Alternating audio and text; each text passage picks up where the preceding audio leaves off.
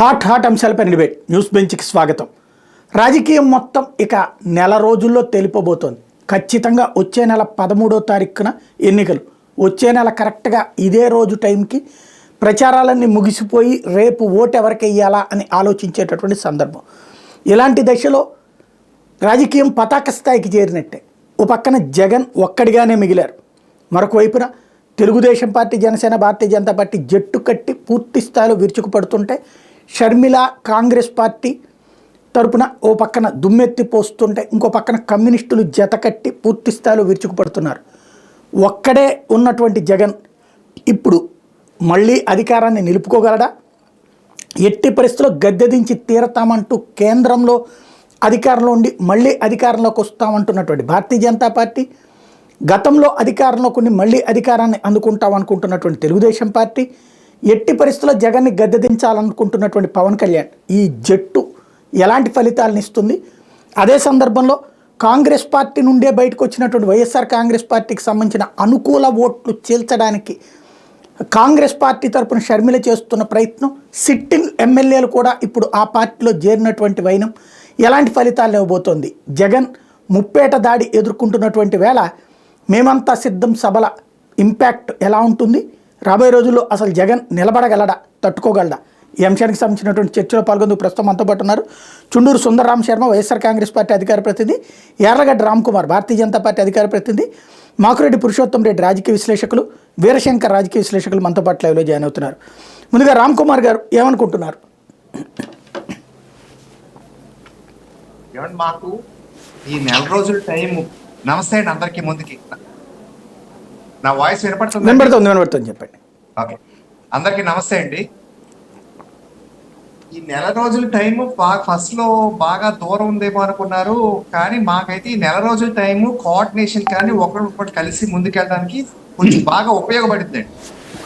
ఇది వైఎస్ఆర్సీపీకి అయితే బరిలో దిగేద్దాం సిద్ధం అన్నారు, కానీ ఏదో వాల్ పోస్టులు వచ్చినాయి, ఏదో ఫ్లెక్స్లు వచ్చినాయి, అవన్నీ పీకేసి ఒకసారికి బిత్తర ఇండియాలో తిరిగి మళ్ళీ క్యాండిడేట్ని ఏదో టీ కిందకి పైకి చల్లారి పోసుకుంటారు చూడండి, తాగడానికి మూతి కాలుతూ ఉంటుందండి, అలా కిందకి పైకి వడపోసుకుంటున్నారు క్యాండిడేట్లు అటు ఇటు. మాకు వచ్చింది ఏంటంటే 3 పార్టీలు ఉన్నాయి కాబట్టి 3 పార్టీలు కోఆర్డినేషన్ కానీ ఒకరికొకరు కలుపుకోవడం కానీ ఇంకా ఈ పనులు చేసుకుని ముందుకెళ్ళడానికి మాకు కొంచెం టైం ఎక్కువ దొరికింది. అంటే ముందుగా టీడీపీ నాయకులు వచ్చారు, TDP plus Janasena, TDP plus Janasena plus BJP వరుసగా ఒకరితో ఒకరు అక్కడ ఫైరింగ్ చేయడానికి మాకు బాగుందండి.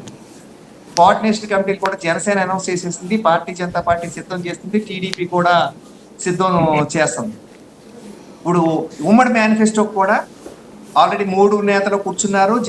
జనాల నుంచి ఏమైనా ఇన్పుట్స్ కావాలంటే కూడా ఒక వాట్సాప్ నెంబర్ వదిలేశారు, ఇన్పుట్స్ ఏమైనా ఉంటే ఇవ్వండి అని చెప్పి అది కూడా బయటికి వదిలేరు, దానికోసం కూడా చేస్తున్నారు. ఈవేళ కూడా మళ్ళీ మా రాష్ట్ర ఇన్ఛార్జు చంద్రబాబు నాయుడు గారు, పవన్ కళ్యాణ్ గారు మళ్ళీ కూర్చుని ఏం జరుగుతుంది, నిన్నటిదాకా మనం చిన్న మీటింగులు చేసాం, అలాగే ఒక అసెంబ్లీ స్థాయి మీటింగులు చేసాం, నెక్స్ట్ ఏం చేయాలి, ఎంతవరకు వెళ్ళాలని తర్వాత మళ్ళీ ఈవేళ జరిగినవి ఏంటి, జరగాల్సింది ఏంటి, ఇవన్నీ కూడా సమీక్షలు వేసుకుంటే మా వరకు అయితే ఇంకా బాగుందని మాకు అనిపిస్తుందండి. వాతావరణం ఎంత టైం దొరికితే అంత వినియోగించుకోవడానికి కూడా మాకు బాగుందండి ఇదంతా వాతావరణం. ఈ అనపర్తి సీట్ ఏదో మార్చి తంబళ్ళపల్లి కానీ ఉంగుటూరు కానీ తీసుకుంటారంటున్నారు, నిజమేనా? అనపర్తి సీటు మారుస్తారో లేదో తెలియదు, కానీ దానికోసం అయితే అక్కడ కొంచెం తర్జన భర్జనలు అయితే పడుతున్నాం. అంటే అక్కడ యాక్చువల్గా ఎవరు పోటీ చేస్తారనే దాని మీద అంటే మేము టీడీపీ ఫస్ట్ లో అనౌన్స్ చేసేస్తుంది, కానీ లాస్ట్ వచ్చేపాటికి అది మాకు వదిలేరు. అక్కడ క్యాండిడేట్ ఇనీషియల్ గా రెడీ లేరు. కానీ మాకు ఇంకోటి ఏంటంటే భారతీయ జనతా పార్టీ ధైర్యం ఏంటంటే ఎప్పుడు కూడా ఒకళ్ళే ఉండాలి. పార్టీ అనేది వ్యవస్థ మీద కాకుండా, వ్యక్తి మీద కాకుండా వ్యవస్థ మీద నడుస్తూ ఉంటుంది. అక్కడ ఉన్న క్యాండిడేట్ కూడా వాళ్ళ ఫాదర్ అప్పటి నుంచి కూడా భారతీయ జనతా పార్టీ ఉన్నారు, చాలా సీనియర్ నేత, వాళ్ళ అబ్బాయే ఇప్పుడు కన్వీనర్ గా ఉన్నాడు కాబట్టి అతనికి టికెట్ ఇచ్చాడు. ఏం మాత్రం కూడా మాకైతే రిగ్రెట్స్ లేవు. అయితే జనాలు ఇది ఒక మూడ్ ఉంటుంది కదండి. ఒకసారి ఏంటంటే ఏ రాజకీయాల్లో ఏంటంటే దట్టు ఎలక్షన్ టైంలో ఏ నెగిటివ్ పాయింట్ ఉంటే దాన్ని బట్టి అటాక్ చేయాలని చూస్తూ ఉంటారు. మేము మాత్రం ప్రశాంతంగానే ఉన్నాము సాయి గారు. మీరు ప్రశాంతంగానే ఉంటే అభ్యర్థిని ఎందుకు మార్చాల్సిన పరిస్థితి? అంటే అరే ఏమండి, ఇంకా బెటర్ ఆప్షన్స్ ఇప్పుడు ఆ లెక్కనైతే పురంధేశ్వరి గారికి బెటర్ ఆప్షన్ చూడొచ్చు, లేకపోతే కనుక శ్రీనివాస్ వర్మకి బెటర్ ఆప్షన్ చూడొచ్చు, అందరికీ బెటర్ ఆప్షన్ చూడొచ్చు కదా. ఏమండి, ఒక సైనికుడికే వచ్చిందా సుదీర్ఘకాలం పార్టీని నమ్ముకున్న వాడి? ఆ సైనికుడైనా దూసుకెళ్ళిపోతాడనే ఉంది. కానీ ఇదే చెప్తాను, ఇప్పుడు లాస్ట్ టైము ఒక వారం క్రితం ఏమో జీవీఎల్ గారికి ఎందుకు ఇవ్వలేదని టికెట్ మొదలు పెట్టారు. అంతకన్నా ఒక్క 2 రోజులు ఆగేమో అసలు ఆర్ఆర్ గారికి అన్యాయం చేసేసాం, మీరే భారతీయ జనతా పార్టీ అన్యాయం చేసేసింది అన్నారు. మెల్లగా చూడండి ఇప్పుడు ఏమన్నా ఇందా సమస్యలు ఏమైనా ఉన్నాయి. ఇది కూడా 1-2 రోజుల్లో సర్దుకుంటే ఆ సైనికుడు కూడా రోడ్డు మీదకి దిగాడు, ప్రచారం మొదలు పెట్టాడు. మీకు విషయం చెప్తున్నానండి, అంటే మీరు అంటే మీరు సమన్వయం బాగుంది అని చెప్తున్నారు. నాయకులు కూర్చుంటున్నారు, టీలు తాగుతున్నారు, సమన్వయం బాగా సెట్ అయిపోయింది 4 రోజుల్లో అని చెప్తున్నారు. నాయకులందరూ కూర్చున్నారు, టీలు తాగారు, బాగానే ఉంది. కానీ మొన్న పురంధేశ్వర్ గారు ఎదురుగుండానే బ్యానర్లు జించేశారు. నిన్న ఈయనకి మెడ మీద వేసుకున్న కండవాన్ని పీకి బిచ్చారు. అదే సందర్భంలో నిన్న శ్రీనివాస్ వర్మ ఉదంతం చూసాం. ఇవి సమన్వయం జరుగుతున్నాయి అని జనాలు ఫీల్ అవ్వాలా? రైట్, ఒక్క నిమిషం టైం ఇవ్వండి. ఖచ్చితంగా. చాలా రాజానగరంలో ఫ్లెక్స్ చింపడం అనేది చేసింది కార్యకర్తలు కాదండి, స్వయంగా మా స్టేట్ జనరల్ సెక్రటరీ అక్కడ ఇన్ఛార్జ్ కి ఎవరైతే వహిస్తున్నారో ఎలక్షన్ కి సాగి కాశీరాజ్ గారు అనే ఆయన ఆ ఫ్లెక్స్ తీశారు. మాకి భారతీయ జనతా పార్టీ తరఫున ఏంటంటే ఒక ఫార్మేట్ ఉంటుందండి, స్టేట్ నుంచి ఒక ఫార్మేట్ పంపుతారు. ఓ పక్క మోడీ గారు, చంద్రబాబు నాయుడు గారు, పవన్ గారు, right side MP candidate, MLA candidate, పైన ఓ మూలనేమో మా జాతీయ అధ్యక్షులు, ఇటు పక్క ఎన్టీఆర్ గారు బొమ్మేసి ఇది ఒక స్టాండర్డ్ ఫార్మాట్ అన్ని అసెంబ్లీలకి, అదే పార్లమెంట్ క్యాండిడేట్ నుంచి అన్ని చోట్లకి పంపారు. అదే విధంగా అక్కడ కూడా ఫ్లెక్స్ వేశారు. అక్కడికి వచ్చిన టీడీపీ వాళ్ళు ఏంటంటే అక్కడ ఉన్న క్యాండిడేట్ లేదా ఇన్ఛార్జ్ ఎవరిదైతే ఉన్నదో ఆయన ఫోటో దాని మీద వేయలేదనేది అక్కడ వాదన. అయితే మేము క్లియర్గా చెప్పాం, సీట్లు ఎవరికి వచ్చినాయో వాళ్ళకే వేస్తున్నారు, ఇది మాకు స్టాండర్డ్ ఫార్మాట్. సరే మీకు అదే అభ్యంతరం, ఫ్లెక్సే అభ్యంతరం, మిగతా ఏ అభ్యంతరం లేదు కలిసి వెళ్ళడానికి, తీసేద్దాం అని అక్కడ తీసేశారు. అంతే తప్పితే తీసిన తర్వాత కూర్చున్నారా వాళ్ళు? తీసిన తర్వాత ఒక 4-5 నాయకులు వెళ్ళారు. ఇంకా ఏమండి అసలు చెప్పాలంటే ఆ ఫ్లెక్స్ ఎవరిదైతే లేదన్నారో ఆ అభ్యర్థి అక్కడికి రాలేదు, ఆయన ఊళ్ళో లేడు. కాబట్టి ఆయన ముందుగానే ఆయన కూడా ఫోన్ చేసి మేము వస్తున్నాము, ఇలా చేస్తున్నాం అంటే ఏమి ఇబ్బంది లేదండి, మా వాళ్ళ అమ్మాయి వేరే దేశాల్లో అక్కడ చదువుకుంటుందంట, ఆ అమ్మాయికి ఎగ్జామ్ కోసం ఈయన అక్కడికి వెళ్ళారట. అదేంటంటే లోపమా అంటే మేమైతే కమ్యూనికేషన్ అన్ని పంపడం జరిగింది. అక్కడ ఆ క్యాండిడేట్కి వాళ్ళకి ఆ లోకల్ లీడర్స్కి చిన్న కమ్యూనికేషన్ గ్యాప్ అయితే ఉన్నదని ఐడెంటిఫై చేసాం. సరే మాకేంటంటే ఎలక్షన్ టైంలో ఏది కూడా ఏ చిన్న డిస్టర్బెన్స్ ఇష్టం లేక మళ్ళీ మీరు వచ్చాకనే పెట్టుకుందాం, ఈ లోపల అయితే మిగతా అసెంబ్లీలు కవర్ చేసుకుందాం అని బయటకు వచ్చాం. ఇప్పుడు నేను చెప్పిన దాంట్లో ఏ ఒక్క అక్షరం కూడా కరెక్ట్ లేదు, మీకు వీడియోస్ తప్పేం లేదు. అంటే అసలు విషయం ఏంటో తెలియాలి కూడా కదా ప్రజలకి, అందుకే కదండి. సాయి గారు మీరు ఏ ప్రశ్న అడిగినా నేను స్ట్రైట్ గానే ఉన్నట్టే చెప్తాను. కరెక్ట్, అట్లా ఉండాలి కూడా. మంచి ఫ్లెక్స్ చింపింది కూడా మా పార్టీలో ఉన్న చిన్న చోటమోట నాయకుడు కాదు, ఎక్కేసి గందరగోళంగా చింపింది కాదు. ఫ్లెక్స్ తీసేద్దాం, ఎందుకు మనం కలిసి వెళ్ళాలనే దాని మీద ఫ్లెక్స్ తీసేద్దాం అని స్టేట్ జనరల్ సెక్రటరీ కాశీరాజ్ గారు చెప్పారు. కావాలంటే వీడియో చూడండి, మీకు లేదంటే కూడా నేను మీకు అది పంపుతాను. ఇంకొకటి అనపర్తిలో ఆయన మెడలో ఇది తీపించినటువంటి సంఘటన చేశారు. టీడీపీ నాయకులు ఒక రోడ్ల మీద తిరుగుతుంటే ఒక చోటకు వస్తుంటే తను చేశాడు, ఒప్పుకుంటాం. ఆ టీడీపీ వాళ్ళు ఏమన్నారంటే మాకు అడువా తీసేయండి, ఎందుకంటే మాకు ఇంకా క్లారిటీ లేదు, మా నాయకుడు ఇంకా మా వాళ్ళకి టికెట్ ఇస్తారని వాళ్ళు అనుకుంటున్నారంట. అక్కడ కూడా అదే అంటున్నాను. సరే ఈ వేళకి తీసేస్తాం, ఈవేళ రేపు మీ నాయకుడే వస్తాడు కదా అక్కడ. ఇప్పుడు రెబల్గా వేస్తాడా, వాళ్ళ నాయకుడు సర్ది చెప్పుకుంటాడా అనేది టీడీపీ ఇష్యూ. దానికోసం కూడా ఈవేళ అదే సమన్వయంలో ఎక్కడెక్కడ చిన్న చిన్న లోపాలు ఉంటే దానికోసం మాట్లాడుకోవడానికి వీళ్ళ మా స్టేట్ ఇన్ఛార్జ్ నేషనల్ నుంచి కూడా అరుణ్ సింగ్ గారు కూడా వస్తే వీళ్ళందరూ కలిసి వెళ్ళారు. ఎందుకంటే మనం సీట్లు ఒక ఫార్మాట్ లో మాట్లాడుకున్నటువంటి ఎక్కడ యాంబిగ్విటీ ఉండకూడదు, ఎందుకు వచ్చిందనే దాని మీద. వాళ్ళకి అనపర్తే కావాలి మాకు తీసేసుకోండి అన్నారు అనుకోండి, మాకు ఇంకో చోట ఇవ్వాల్సిందే, అకామిడేట్ చేయాల్సిందే. నాకు తెలిసినంత వరకు ఉండదనుకుంటున్నాను అనపర్తి 1 వరకు. మీరు అందుకే మీరు అన్న తర్వాత అబ్బాయి లేదు ఏమీ లేదని నేనైతే అబద్ధం చెప్పట్లేదు. చిన్న డిస్టర్బెన్స్ అయితే ఒక అసెంబ్లీలో ఉన్నది. స్టేట్ లో ఎక్కడ మాకు వేరే చోట ఎక్కడ స్టేట్ లో అయితే భారతీయ జనతా పార్టీకి సంబంధించిన పార్లమెంట్ అసెంబ్లీ నియోజకవర్గాల్లో ఎక్కడా కూడా డిస్టర్బెన్సెస్ లేవు. ఈ ఒక్క చోట మాత్రం అనపర్తి క్యాండిడేట్ గట్టిగా పట్టుపడుతున్నారు. రైట్. సరే తెర వెనక రకరకాల ఇదిగోండి, తెర వెనక రకరకాల మళ్ళీ తర్వాత సుందరరామ్ శర్మ గారు ఉన్నారు అక్కడ, అమ్మో ఆయన సోదరుడు ఆ క్యాండిడేట్ మీలో తీసుకున్నారు, ఇవన్నీ కూడా ఆయనకి వెనకాల ఆ క్యాండిడేట్ బీజేపీలోకి వచ్చేస్తాడు రామకృష్ణారెడ్డి గారు అని అన్నారు, ఆయన రానంటున్నారు, ఇవన్నీ కూడా చెప్తున్నారు కథలు. రైట్. కానీ రామకృష్ణారెడ్డి గారు మాకు సంబంధం లేదు, ఆయన టీడీపీ మాకు బీజేపీ, మా అభ్యర్థిని మాత్రం మేము నిలపాలి, ముందుకు వెళ్ళాలని మేము అనుకుంటున్నాం. క్యాండిడేట్ చేంజ్ అని చాలా మంది అడిగారు, భారతీయ జనతా పార్టీ మాత్రం దానికి స్టిక్ ఆన్ అయి ఉన్నది. ఒకసారి మేము ఇచ్చిన తర్వాత మాత్రం మేము తీయము, ఎందుకంటే ఒకరికి ఇచ్చి మేము అవమానపరచడం మాకు ఇష్టం లేదు. కార్యకర్తకి ఇచ్చుకున్నామని చాలా గర్వంగా అయితే మేము ఉన్నాం సాయి గారు. రైట్. ఇంకొక ప్రధానమైనటువంటి అంశం, ఏమన్నా మొత్తం డీజీపీ, చీఫ్ సెక్రటరీ వీళ్ళందరినీ మార్పించబోతున్నారా? ఓకే, ఏమంటే మేము బీజేపీ మార్పించేయడం ఒక చీఫ్ సెక్రటరీ అనేది టార్గెట్ కాదు, మొత్తం 25 మంది ఐపీఎస్లు, తర్వాత డీజీపీ, చీఫ్ సెక్రటరీ, అట్లాగే పిఎస్ఆర్ ఆంజనేయులు వీళ్ళందరినీ తీసేపించబోతున్నారా? ఏమండి మాకు ఇన్ఫర్మేషన్ ఎవరెవరైతే ఐఏఎస్లు ఐపీఎస్లు కాదు, వైఎస్ఆర్సీపీ గవర్నమెంట్కి అనుకూలంగా ఎవరు చేస్తున్నారు అనే వాళ్ళ మీద మాకున్న ఇన్ఫర్మేషన్ ఏమేమవుతున్నాయో అవన్నీ పట్టుకుని అయితే కంప్లైంట్ ఫైల్ చేయడం వాస్తవం. నిన్న 3 days బ్యాక్ కూడా మానవ హక్కుల సంఘానికి కూడా 3 పార్టీలు వాళ్ళు కలిసి ఢిల్లీ వెళ్ళి ఇలా చేస్తున్నారు పెన్షన్ విషయంలోనూ రకరకాల విషయాలని చెప్పి అక్కడ కూడా ఇవ్వడం జరిగింది, ఇది మాత్రం వాస్తవం. ఏమంటే ఎలక్షన్ దాంట్లో ఇప్పుడు కాదు, తిరుపతి దాంట్లో వాళ్ళు ఎపిక్ కోడ్లు ఫోటోలు మార్చారని ఎవిడెన్స్ సహా దొరికినాయి. దానికి ఒక కలెక్టర్ని సస్పెండ్ చేశారు, అంటే అక్కడి నుంచి వస్తున్నాను సాయి గారు చేశారు. ఆయన 2 days బ్యాక్ ఏమంటే ఇది నా పాత్ర కాదు, నేను యూజర్ నేమ్ పాస్వర్డ్ పలానా వాళ్ళకి ఇస్తే ఆయన మార్చేశాడని ఆయన కూడా లెటర్ రాసి ఇచ్చేసాడు సాయి గారు. మాకు ఇది కావాలి, ఇప్పుడు బాధ్యత వహించి మీరు తప్పుకుంటారా, మిమ్మల్ని సస్పెండ్ చేశారు అనగానే అతను ఏం జరిగింది అనేది క్లియర్ కట్గా చెప్పేశాడు, నేను చేసింది కాదండి, అప్పుడు నేను అక్కడ కలెక్టర్గా ఉంటే నన్ను ఇన్ఛార్జ్గా నన్ను తప్పించి వేరే వాళ్ళని వేసారు, ఇదిగో లెటరు, ఆ ఇన్ఛార్జ్కి నేను ఇచ్చేసాక అతను చేశాడు, ఇప్పుడు ఆ ఇన్ఛార్జ్ బాధ్యత వహిస్తాడు. ఇలాగే మొన్న దిగిపోయిన ఐపీఎస్ ఆఫీసర్లు కూడా ఒక్కొక్కళ్ళు ఎవరన్నా మేము చేసింది వాళ్ళు చేసిన తప్పులు ఏమైతే ఉంటే అవి ఒప్పేసుకున్నారనుకోండి, ఇది హ్యాపీ, మళ్ళీ వాళ్ళు బ్యాకింగ్ సర్వీస్ వచ్చేస్తారు. అలాగే ఇక్కడ రాసిన చీఫ్ సెక్రటరీ గారు కూడా మాకు కొన్ని బయట పెట్టడానికి లేవు, కానీ మాకు అంతర్గతంగా తెలిసి ఎక్కడెక్కడ ఏమేమి చేశారని ఆ ఎవిడెన్స్ ఉన్నాయి, అవి సబ్మిట్ చేస్తారేమో చూద్దాం.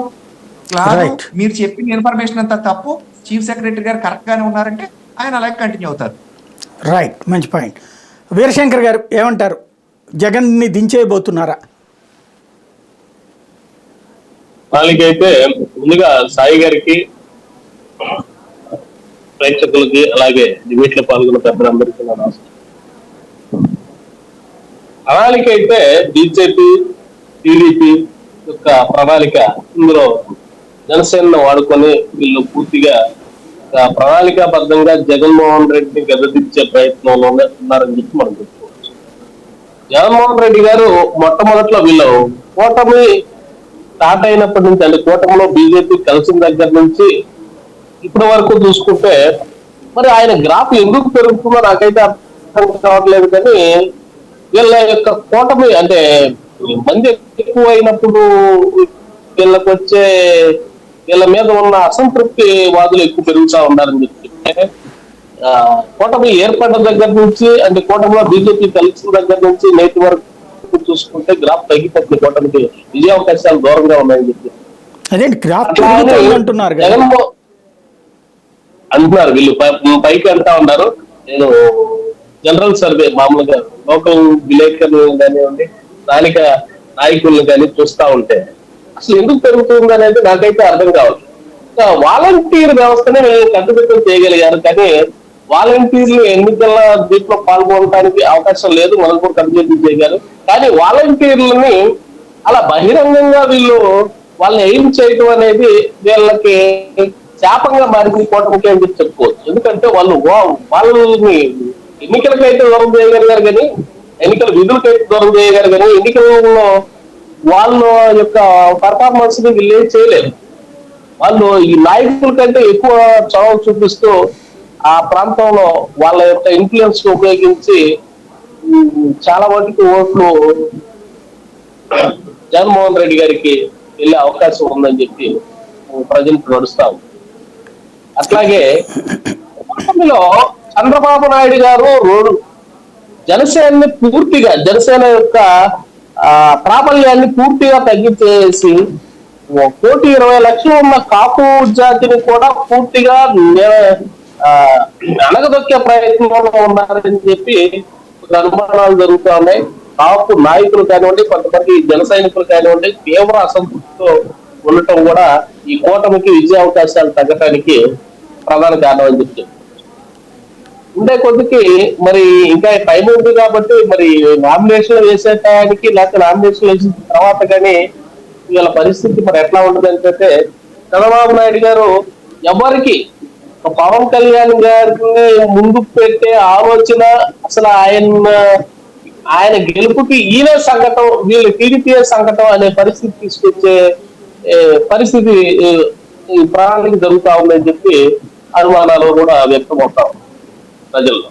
కాబట్టి టీడీపీకి ఎక్కడైతే ఈ కూటమిలో మిగిలిన బీజేపీ జనసేన పోటీ చేసే చోట మాత్రమే అభ్యంతరాలు ఎక్కువ అవుతున్నాయి, టీడీపీ పోటీ చేసే చోట ఈ జన సైనికులు కానివ్వండి, వీళ్ళు కానివ్వండి అంత పెద్ద ఎత్తున వీళ్ళు అంటే అసలు వీళ్ళు వాళ్ళకి సహకరించాల్సిన పరిస్థితి వస్తుంది కానీ వాళ్ళు వీళ్ళకి సహకరించే పరిస్థితి లేదు. ప్రధానంగా మన మనోహర్ గారు, అదేలో జనసేన పార్టీలో సెకండ్ అనుకోవచ్చు. అట్లాంటి ఆయనకి ఎక్కడ కూడా ఆయన ప్రచారంలో మాజీ ఎమ్మెల్యే లేకపోతే టీడీపీ నాయకుడు అక్కడ కనపడిన పరిస్థితి, ఆయన ప్రచారంలో కానీ వీళ్ళకి సహకరించిన పరిస్థితి. ఇట్లాంటి పరిస్థితుల్లో వీళ్ళు మాత్రం జన సైనికులు బీజేపీలో కూడా ఒక ప్రాబ్లం ఏంటంటే టీడీపీ నుంచి వచ్చిన సుజనా చౌదరి గారు, అట్లాగే ఈయన సీఎం రమేష్ గారు ఇలాంటి వారికి అభ్యంతరాలు తెలపరు. కాకపోతే ఏదైనా చిన్న నాయకులు, స్థానిక నాయకులు ఎవరైనా పోటీ చేస్తే వాళ్ళకి సహకరించిన పరిస్థితి కొనసాగుతాం. ఇదంతా టీడీపీ వీళ్ళందరినీ కంట్రోల్లో చేస్తుంది అనే దీని మీద మళ్ళీ ఎలక్షన్కి వెళ్ళడం జరుగుతుంది. ఇది గత ఎలక్షన్ 2019 ఎలక్షన్ లాగానే చంద్రబాబు నాయుడు వర్సెస్ జగన్మోహన్ రెడ్డి లాగా ఎలక్షన్కి వెళ్తా ఉన్నారే కానీ మిగిలిన వాళ్ళు ఇక్కడ పవన్ కళ్యాణ్ కానీ బీజేపీ ప్రాబల్యం కానీ ఈ ఎన్నికల్లో చూపించే అవకాశం లేదు. కాబట్టి వీళ్ళిద్దరిలో మిగిలిన ప్రజలందరూ, ఆంధ్రప్రదేశ్ ప్రజలందరూ జగన్మోహన్ రెడ్డి గారు కావాలా, చంద్రబాబు నాయుడు గారు కావాలా అనే విషయంలో మాత్రమే వీళ్ళు ఓటు షేర్ అయ్యే అవకాశం ఉంది.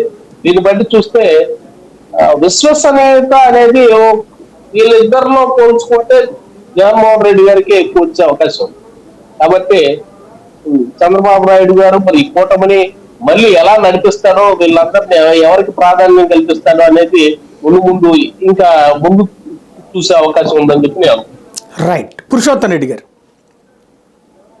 సాయి గారు అందరికీ నమస్కారం. బేసిక్గా ఎన్నికలు ప్రారంభమవుతున్న నేపథ్యంలో మీరు ప్రధానంగా మీ ప్రస్తావనలో ప్రారంభంలో మాట్లాడినప్పుడు రెండు కూటములు జగన్మోహన్ రెడ్డి గారితో డైరెక్ట్గా అటాక్ చేస్తున్నాయి, జగన్ ఒంటరివాడు అవుతున్నాడు అనేది ప్రధానంగా మనకు చర్చలో వస్తుంది. సాంకేతికంగా చూసినప్పుడు కూటములు 2 ఉన్నాయి, జగన్మోహన్ రెడ్డి గారు ఒంటరిగా ఉన్నాడు. నాకున్న అవగాహన మేరకు, నా అంచనా మేరకు 2019లో ఏ పరిస్థితి జగన్మోహన్ రెడ్డి ఎదుర్కొన్నాడో 2024లో కూడా అదే పరిస్థితి ఎదుర్కొంటున్నాడు. అంటే రూపం మారింది. 14 కాదు 19 ఎందుకు అంటున్నానంటే 19లో జగన్మోహన్ రెడ్డి చంద్రబాబు గారు ఒంటరిగా కనిపిస్తాడు. కానీ చంద్రబాబు గారికి వ్యతిరేకంగా జగన్మోహన్ రెడ్డి గారికి స్ట్రైట్ అవే పోరాడుతున్నప్పుడు పవన్ కళ్యాణ్ గారు ఒంటరిగా పోరాడాడు, సిపిఐ, సిపిఎం, బీఎస్పీతో కలుపుకొని. కాంగ్రెస్ ఒంటరిగా పోరాడింది. అంటే అర్థం ఏంటి? ప్రతిపక్ష ఓట్లు చీలినట్టేగా ఈ మేరకు ప్రతిపక్షాల ఓట్లు చీలుతాయి. కాబట్టి జగన్మోహన్ రెడ్డి గారికి అది అదనపు సమస్య. అది ఆ రూపంలో వాళ్ళు ఆ రోజు నెగిటివ్ పాయింట్. ఈ రోజు పరిస్థితి స్ట్రైట్ అవే ఫైట్ చేస్తున్నారు జగన్మోహన్ రెడ్డి గారికి వ్యతిరేకంగా. దీంట్లో కూడా జగన్ గారికి కొంత అడ్వాంటేజ్ ఉండొచ్చు కాంగ్రెస్ యాంగిల్లో, మళ్ళీ నేను సెకండ్ టైం చెప్తాను. కాబట్టి జగన్మోహన్ రెడ్డి గారికి ఆ రోజు ఒంటరే, ఈ రోజు కూడా ఒంటరే. అంటే రూపం మారింది అనేది నాకున్న అంచనా. బట్ జనరల్గా రాజకీయాలలో కూటముల్లో సభ్యులు పెరిగేసరికి, పార్టీల సంఖ్య పెరిగేసరికి బలం చేకూరాలి. కానీ దురదృష్టవశాత్తు తెలుగుదేశం పార్టీ కూటమి సంఖ్య పెరిగేసరికి వాళ్ళు బలహీనమైన అప్రోచ్ ఇస్తున్నారు. బలహీనపడిపోయారు, అయిపోయినారని నేను అన్నగాని, కానీ బలహీనమైన అప్రోచ్ ఇస్తున్నారు. అంటే కూటమి సంఖ్య పెరిగేసరికి వాళ్ళకి ఇస్తే ఓడిపోతారు, వీళ్ళకి ఇస్తే ఓడిపోతారు అనే మాటలు ప్రతిపక్షం నుంచి కాదు, వీళ్ళ కూటమిలో నుంచి వినిపిస్తున్నాయి. ఈరోజు కొద్దిసేపటి క్రితమే పవన్ కళ్యాణ్ గారు తిరుపతిలో దిగారు. సాయి గారు ఇప్పుడు నైట్ ఉంటారు, ఎర్లీ మార్నింగ్ మళ్ళీ వెళ్ళిపోతారంట. వాళ్ళ షెడ్యూల్ దేనికోసం వస్తున్నాడు? తెలుగుదేశం, బీజేపీ, జనసేన వాళ్ళు కూర్చోబెట్టుకుని ఒప్పించడం కోసం వస్తున్నాడు. ఇంకే అంటే ఒక జాతీయ ఒక స్థాయి ప్రజెంటేషన్ ఉన్న నాయకుడు వచ్చి 40 మంది 30 మందితో కూర్చొని మాట్లాడి ఒప్పించాల్సిన పరిస్థితి వచ్చిందంటే ఎంత పరిస్థితులు ఉన్నాయి. ఇంకా కూటమి సైక్యత లేకపోవడానికి నాయకుల మధ్య సమస్య కాదు, ప్రాథమికంగా అంశం ఏంటి? ఈరోజు తిరుపతి ఉంది. తిరుపతిలో తెలుగుదేశం పార్టీ బలమైన పార్టీ. నాకు తెలిసి తెలుగుదేశం వన్ వే పోటీ చేస్తే 750 ఓట్లతో ఆ గాల్లో ఓడిపోయింది. అప్పుడు కూడా 12,000 ఓట్లు జనసేన చేసింది. అంత బలమైన నియోజకవర్గంలో ఈరోజు తెలుగుదేశం అభ్యర్థి లేకుండా జనసేన బీజేపీ అభ్యర్థిని పెట్టడంతో చేతికిలబడింది. మొత్తం తెలుగుదేశం నాయకులందరూ డిమోరల్ అయిపోతున్నారు. ఎట్లా పోయి ఓట్లు అడగాలని. ఇట్లా అంటే వాళ్ళ అవగాహనలో లోపం ఉంది, ఆ అప్రోచ్లో సీట్ల నియోజకవర్గాలు వాటిలో వీటిలో సమస్యలు వస్తున్నాయి. ఇది మొదటి అంశం. రెండో అంశం ఏంటంటే ఈరోజు కూటమిలో ఉన్నటువంటి ప్రధాన బలహీనత నేను గమనించింది ఏంటంటే కూటమి ఎందుకు కట్టారంటే పైకి ఒకటి చెప్తున్నారు, లోపలికి ఒకటి చెప్తున్నారు. పైకి ఏం చెప్తున్నారు? ఈ ప్రభుత్వం కూలిపోవాలి, డబుల్ ఇంజిన్ సర్కార్ రావాలని బీజేపీ వాళ్ళు అంటున్నారు. తెలుగుదేశం వాళ్ళు బహిరంగ అనకపోయినా ఇంటర్నల్గా అంటుంది ఏంటంటే ఎన్నికల కమిషన్ బాగా పనిచేస్తున్నాయి. ఎన్నికల కమిషన్ బాగా పనిచేయడం కోసం ఒక పార్టీతో పొత్తు పెట్టుకున్న రాజకీయాలు భారతదేశంలో మనం ఇప్పుడు ఇనున్నాం. వాళ్ళు పైకి ఏదైనా మాట్లాడచ్చు. ఎన్నికల్లో కమిషన్ బాగా పనిచేయడం కోసం బీజేపీతో పొత్తు, ఓట్ల కోసం కాదు. ఇది ఏం అప్రోచ్ ఇస్తుంది అంటే ఇది బలహీనమైన అప్రోచ్ కదా. రెండో అంశం, ఇప్పుడు జగన్మోహన్ రెడ్డి గారు ఏమంటున్నాడు? 2019 నుంచి 24 వరకు నా పరిపాలన చూసి ఓటేయమంటారు. వేస్తారేరా, ప్రజలు నిర్ణయించుకుంటారు. కానీ వీళ్ళు ముగ్గురులో ధైర్యంగా 2014 నుంచి 2019 వరకు మా పరిపాలన చూసి ఓటేయండి ఒకసారి అయిపోయింది కదా. వీళ్ళు ముగ్గురు కలిసి రాష్ట్రాన్ని పరిపాలించారు. చెప్పుకోవడానికి నామోషి పడుతున్నారు. ఎందుకని? 3 ఏళ్ళు ఒక టైపు, 2 ఏళ్ళు ఒక టైపు. అంటే ఈ బలహీనతలు వాళ్ళని బాగా ఇబ్బంది పెడుతున్నాయి అనేది ఒకటి అంశం. రెండో అంశం, బలాలు కూడా తెలుగుదేశం పార్టీకి 40% పైచీలకు ఓటున్న పార్టీ, జనసేన 6-7, కొంచెం పర్సంటేజ్ మారచ్చు, బీజేపీకి కూడా పర్సంటేజ్ మారచ్చు. చాలా లిమిటెడ్ ఉన్న పార్టీకి 6 లోక్సభలు ఇచ్చేశారు. దీంతో ఏమవుతుంది? ఓట్లు ట్రాన్స్ఫర్. బలమైన పార్టీకి బలహీనమైన పార్టీకి ఓట్లున్న పార్టీ ఓట్లు ట్రాన్స్ఫర్ చాలా సులభం, ఎందుకంటే వాళ్ళ దగ్గరుండి వేయించుకుంటారు. ఒక చిన్న పార్టీకి పెద్ద పార్టీకి ట్రాన్స్ఫర్ కావాలంటే చాలా పరిమితులు వచ్చేస్తాయి. ఇట్లాంటి ఇబ్బందులు ఈ కూటమిలో ఉన్నాయనేది నాకు అనిపిస్తుంది. రెండోది వాళ్ళు వేసే అప్రోచ్ కూడా. ఇప్పుడు ఈరోజు ఉదయం చూశాను, ఇప్పుడు జయప్రకాష్ నారాయణ గారు ఒక ఛానల్లో నేను ఇంటర్వ్యూ చేశాను. ఆయన బహిరంగంగా మద్దతిస్తున్నాడు ఒక కూటమికి. ఎందుకు మద్దతిస్తున్నాడు చెప్పడానికి తటపటాయిస్తున్నాడు. ఆ యాంకర్ బాధ నేను వర్ణాతీతం ఆ రోజు నేను చూశాను. ఎట్లయినా తెలుగుదేశం పార్టీకి ఎందుకు మద్దతిస్తున్నాడు ఎందుకు చెప్పడు. ఫైనల్ గా ఆయన 2 అద్భుతమైన స్టేట్మెంట్ ఇచ్చారు. జగన్మోహన్ రెడ్డి గారు సంక్షేమాన్ని బాగా చేస్తున్నారంట, అంత సంక్షేమం వద్దంట. తెల్లారితో చూస్తే దాదాపు 5,000 మంది ఉంటే ఈ 75,000 మంది ఇస్తానంటున్నాడు. అంటే ఇప్పుడు పాయింట్ ఏంటంటే నువ్వు ఒకరికి ఇచ్చే అమ్మఒడికే రాష్ట్రం ఇట్లా అయిపోయిందని బాధపడి తెలుగుదేశానికి కూటమి బతిస్తే ఆయన 4గురికైనా ఇస్తానంటున్నాడు. మరి ఎట్లా ప్రజలు దాన్ని రిసీవ్ చేసుకుంటారు? కాబట్టి కూటమికి మద్దతు ఇచ్చే వాళ్ళలో బలహీనతలు, కూటమిలో ఉన్న వాళ్ళు బలహీనతలు. ఈరోజు రేపు బహుశా సూపర్ 6 ఏదో రద్దు అవుతా ఉంది, ప్రజా మేనిఫెస్టో తేబోతున్నాడు. సూపర్ 6 ఎందుకు రద్దు చేయాలి? సూపర్ 9 పెట్టచ్చు కదా. సూపర్ 6 ఏమో ఫైనల్ కాదు కదా. ఇప్పుడు వీళ్ళు 6 ఇచ్చేటప్పుడు సాయి గారు 6 ఏదో ఇస్తున్నారు. బీజేపీ వాళ్ళు 2 అదనంగా చెప్పొచ్చు, లేదా జనసేన వాళ్ళు ఇంకో 4 అదనంగా చెప్పొచ్చు. సూపర్ 10 అనొచ్చు కదా. అంటే ఈ 6లో కూడా వాళ్ళు బలహీనత ఉన్నాయి. ఎందుకంటే పవన్ కళ్యాణ్ గారు ఇట్లాంటి స్కీమ్స్ నాకు వద్దు అంటున్నాడు ఇండైరెక్ట్ గా. ఇదేంది 25 కేజీల బియ్యం కాదు 20 లైఫ్ ఇస్తాను, అది ఎట్లా తెలియదు కానీ మొత్తం అంటున్నాడు ఆయన. కానీ ఇప్పుడు వీళ్ళు ఇచ్చే 6 హామీలు, 6 గ్యారంటీలు, 6 సూపర్ 6 ఎట్లా వీళ్ళు ఒప్పుకుంటారు? జగన్మోహన్ రెడ్డి గారు అన్ని పంచుతాను, బటన్ నొక్కడం తప్ప చేత కాదని చెప్పే వాళ్ళకి ఒక అమ్మ ఓడిస్తే బటన్ నొక్కడం అయినప్పుడు 4గురికి అమ్మ ఓడిస్తే బటన్ నొక్కడం కాదా? దాన్ని ఏమంటారు? 4 బటన్లు అవుతాయి, ఇంకా ఎక్కువ బటన్లు నొక్కాల్సి వస్తుంది. ఇంకా ఒక అద్భుతమైన స్టేట్మెంట్ ఈ మధ్య నేను ఉంటున్నాను. జగన్మోహన్ రెడ్డి గారు రాష్ట్రాన్ని విధ్వంసం చేశాడు, నాకేం అభ్యంతరం లేదు, మీరు ఆరోపణ చేసుకోవచ్చు. విధ్వంసం చేసిన జగన్మోహన్ రెడ్డి పరిపాలనలో జూలై 4వ తేదీ నుంచే ఏప్రిల్ అరియర్స్తో సహా ఇస్తారంట సంక్షేమ పథకాలు. అంటే 20 రోజుల్లోనే విధ్వంసాన్ని రికవర్ చేసి సంపదను సృష్టించేసి ఇస్తారు. ఎట్లా నమ్ముతారు ప్రజలు? ఇక్కడ ప్రధానమైన సాయి గారు కూటమి నుంచి జగన్ గారికి వస్తున్నటువంటి డిస్టర్బెన్స్ లో వస్తున్న ప్రధానమైన సమస్య ఏంటంటే జగన్ గారికి కొన్ని అడ్వాంటేజ్లు ఉన్నాయి, డిసడ్వాంటేజ్లు ఉంటాయి. కూటమికి కొన్ని అడ్వాంటేజ్లు ఉంటాయి, డిసడ్వాంటేజ్లు ఉంటాయి. అడ్వాంటేజ్ని ఓన్ చేసుకుంటూ డిసడ్వాంటేజ్ని మినిమం చేసే పార్టీయే గెలుస్తుంది. అట్లా జగన్ గారు ఆ ప్రయత్నం చేస్తున్నాడు. ఎంతవరకు సక్సెస్ అవుతాడో చూద్దాం. కానీ తెలుగుదేశం పార్టీ కూటమి డిసడ్వాంటేజ్లు పెంచుకుంటాం, అడ్వాంటేజ్లు ఓన్ చేసుకోవడం. ఎందుకు డిసడ్వాంటేజ్ ఎందుకంటున్నానంటే ప్రధానంగా సంక్షేమ పథకాల వల్ల ఒక section of people Jaganmohan Reddy గారికి పట్టొచ్చింది. ఇప్పుడు దాన్ని తగ్గించుకునే ప్రయత్నంలో కొంచెం చులకనైపోతున్నారు. ఇప్పుడు వాలంటీర్ల విషయంలో చూడండి. ఇప్పుడు ఈరోజు నేను వరలరామయ్య గారు ప్రెస్ మీట్ చాలా ఆశ్చర్యం వేసింది. మే 1వ తేదంట ఖచ్చితంగా ఇంటింటికి ఇచ్చే విధంగా చేయాలంట. ఎలక్షన్ కమిషన్స్ ఆదేశించాడు. ఎలక్షన్ కమిషన్ పరిధి అదే. ఇంటింటికి ఇల్లు పెన్షన్ ఇవ్వాలన్నా, 1వ తేదీ ఇవ్వాలన్నా, 4వ తేదీ ఇవ్వాలన్నా ఎలక్షన్ కమిషన్ పరిధి కాదు. ఎలా అది ప్రభుత్వ పాలసీ. 1వ తేదీ ఇస్తారా, 2వ తేదీ ఇస్తారా, 3వ తేదీ ఇస్తారండి. ఎందుకుని ఆ పరిస్థితి వచ్చింది? మళ్ళీ 1వ తేదీ ఇస్తే మళ్ళీ వృద్ధులు 60 లక్షల మంది మనల్ని ఇబ్బంది పెడతారేమో. మళ్ళీ ఎవరు బొమ్మన్నారు ఎలక్షన్ కమిషన్? సాధ్యమా? ఈ 2,65,000 మంది పనిచేసే దాన్ని ఏరే వాళ్ళని పెట్టేయండి, టీచర్లు పెట్టేయండి, వాళ్ళని పెట్టేయండి, అంత మన ఇష్టమే. సాధ్యమా? 2,65,000 మంది పనిచేసినటువంటి సిస్టాన్ని సాయి గారు నాకున్న అవగాహన మేరకు మొదటి 6 నెలలు ఈ వాలంటీర్లు పెట్టినప్పుడు తటపటాయిపులు జరిగినాయి. చాలా చోట్ల వారం తర్వాత ఇచ్చారు, కొన్ని చోట్ల ఇబ్బందులు వచ్చినాయి. అంటే ట్రైనింగ్ ఇచ్చిన వాళ్ళే చేయలేని పని ట్రైనింగ్ లేని వాళ్ళు 1వ తేదీ ఇచ్చామంటారంట. అంటే వీళ్ళు వేసిన ఎత్తుగడ రివర్స్ అయ్యేసరికి రివర్స్ అటాకింగ్ ఇబ్బంది వస్తా ఉంది. అది ప్రధానమైన సమస్యగా వీళ్ళు ఇబ్బంది పడుతున్నారు. రేపు వాలంటీర్లు అనేది ఒక సమస్యగా మారే పరిస్థితి వస్తుంది. మరొక వాలంటీర్లు ఉండాలంటే 10,000 రూపాయలు జీతం ఇస్తారు. మళ్ళీ ఈ రోజు పోయి వాలంటీర్ల మీద కంప్లైంట్. అంటే ఎత్తుగడలన్నీ కూడా గందరగోళం, ఒక డిస్టర్బెన్స్ వస్తుంది. కాబట్టి వాలంటీర్ల విషయంలో ఖచ్చితంగా ఇబ్బంది పడే పరిస్థితి వస్తుంది. నేను అనుకుంటాను జగన్మోహన్ రెడ్డి గారు పొలిటికల్ అడ్మినిస్ట్రేషన్లో అడ్వాంటేజ్, పొలిటికల్ అడ్మినిస్ట్రేషన్ డిసైడ్ చేస్తుంది నేను అన్నాను. కానీ పొలిటికల్ అడ్మినిస్ట్రేషన్ విషయంలో వాళ్ళు అడ్వాంటేజ్ పరిస్థితిలో ఉన్నారు. అట్ ద సేమ్ టైం నేను ఒక 2 ఉదాహరణలు చెప్తాను. నెల్లూరులో వేమిరెడ్డి ప్రభాకర్ రెడ్డి గారు కానీ, నంద్యాలలో బైరెడ్డి రాజశేఖర రెడ్డి గారు, తెలుగుదేశం అభ్యర్థులు వాళ్ళిద్దరూ వ్యవహార శైలి వల్ల మంచి పోటీలోకి వచ్చేసారు. వెళ్ళిపోవటం గురించి నేను మాట్లాడను. ఎందుకంటే పొలిటికల్ అడ్మినిస్ట్రేషన్ పర్ఫెక్ట్గా చేసి అందరిని కలుపుకొని పోయి అధికార పార్టీలో ఉన్న ఇబ్బందులన్నింటినీ, బలహీనతలని అడ్రస్ చేసే ప్రయత్నం బైరెడ్డి రాజశేఖర రెడ్డి గారు నంద్యాలలో చేస్తున్నారు. చేయడం వల్ల వీళ్ళు మంచి పోటీలో వచ్చి అనిపిస్తాను. కానీ అన్ని చోట్ల అట్లా జరగట్లేదు. అభ్యర్థుల లోపాలు కావచ్చు, పైనుంచి అడ్మినిస్ట్రేషన్ వల్ల కావచ్చు, పొత్తుల్లో ఉన్న లోకలు కావచ్చు, వాళ్ళకి అనుమానం. రఘురామకృష్ణదాస్ సమస్య ఇంతవరకు పరిష్కరించుకోవాలి. ఎవరు బయట వ్యక్తి, ఇంకా వాళ్ళు ఎట్లా పరిష్కరించుకుంటారు? కాబట్టి దీనికి ఖచ్చితంగా ఇట్లాంటి వ్యవహారాల కూటమి కారణంగా నేను జగన్ గారు గెలుస్తారు ఓడతారని అన్ను. కానీ కూటమికి డిసడ్వాంటేజ్, జగన్ గారికి అడ్వాంటేజ్. కూటమి అడ్వాంటేజ్ అంటే గెలిచిపోతారు ఓడిపోతారు పాయింట్ కాదు. అదనపు హెల్ప్ కూటమి వల్ల జగన్ గారికి ఉంటుంది. అదనపు నష్టం చంద్రబాబు. ఖచ్చితంగా నేను చెప్తుంది కూటమితో చంద్రబాబు గారు ఇబ్బంది పడుతున్నాడు. ఎమ్మెల్సీ ఎన్నికల సందర్భంలో ఏ కూటమి సపోర్ట్ లేకుండా బదించి విజయాన్ని సాధించిన తెలుగుదేశం పార్టీ గెలిచిపోతున్న వాతావరణాన్ని నుంచి ఈ కూటమితో ఆయన కొత్త కష్టాలు తెచ్చుకున్నాడని మాత్రం చెప్పగలను. ఒక్క పాయింట్, ఇవాళ తిరుపతిలో మీరు అన్నారు పవన్ కళ్యాణ్ వస్తున్నారు అక్కడ అనేసి, అదేదో సుగుణమ్మ గారిని వెంట పెట్టుకుని కిరణ్ రాయల్ అటెండ్ అవుతున్నారు అన్నారు. అంటే ఒకవేళ ఆవిడ ఏమన్నా సుగుణమ్మ గారిని జనసేనలో చేర్చుకుని ఏమన్నా ఇస్తారా సీటు? నిజానికి మొదట ఆ ప్రయత్నం జరుగుంటే మంచి క్యాండిడేట్ అయి ఉంటున్నాను. నా పాయింట్ ఏంటంటే సాయి గారు, ఇక్కడ ఇంకో సమస్య కూడా ఏంటంటే, ఇప్పుడు పని చేయింది ఎవరు సాయి గారు? తెలుగుదేశం పార్టీ వాళ్ళు కదా. ఇప్పుడు కిరణ్ వాళ్ళ గురించి నేను వాళ్ళ స్థాయి గురించి మాట్లాడడం ధర్మం కాదు, కానీ మీకు నాకు తెలుసు వాళ్ళు ఏం చేయగలరని. పాయింట్ ఏంటంటే తెలుగుదేశం పార్టీ శ్రేణులు ఎవరు కదలట్లేదు. తిరుపతిలో కదలాలంటే ఎవరు అస్యూరెన్స్ ఇవ్వాలి సాయి గారు? చంద్రబాబు గారు అస్యూరెన్స్ ఇవ్వాలి.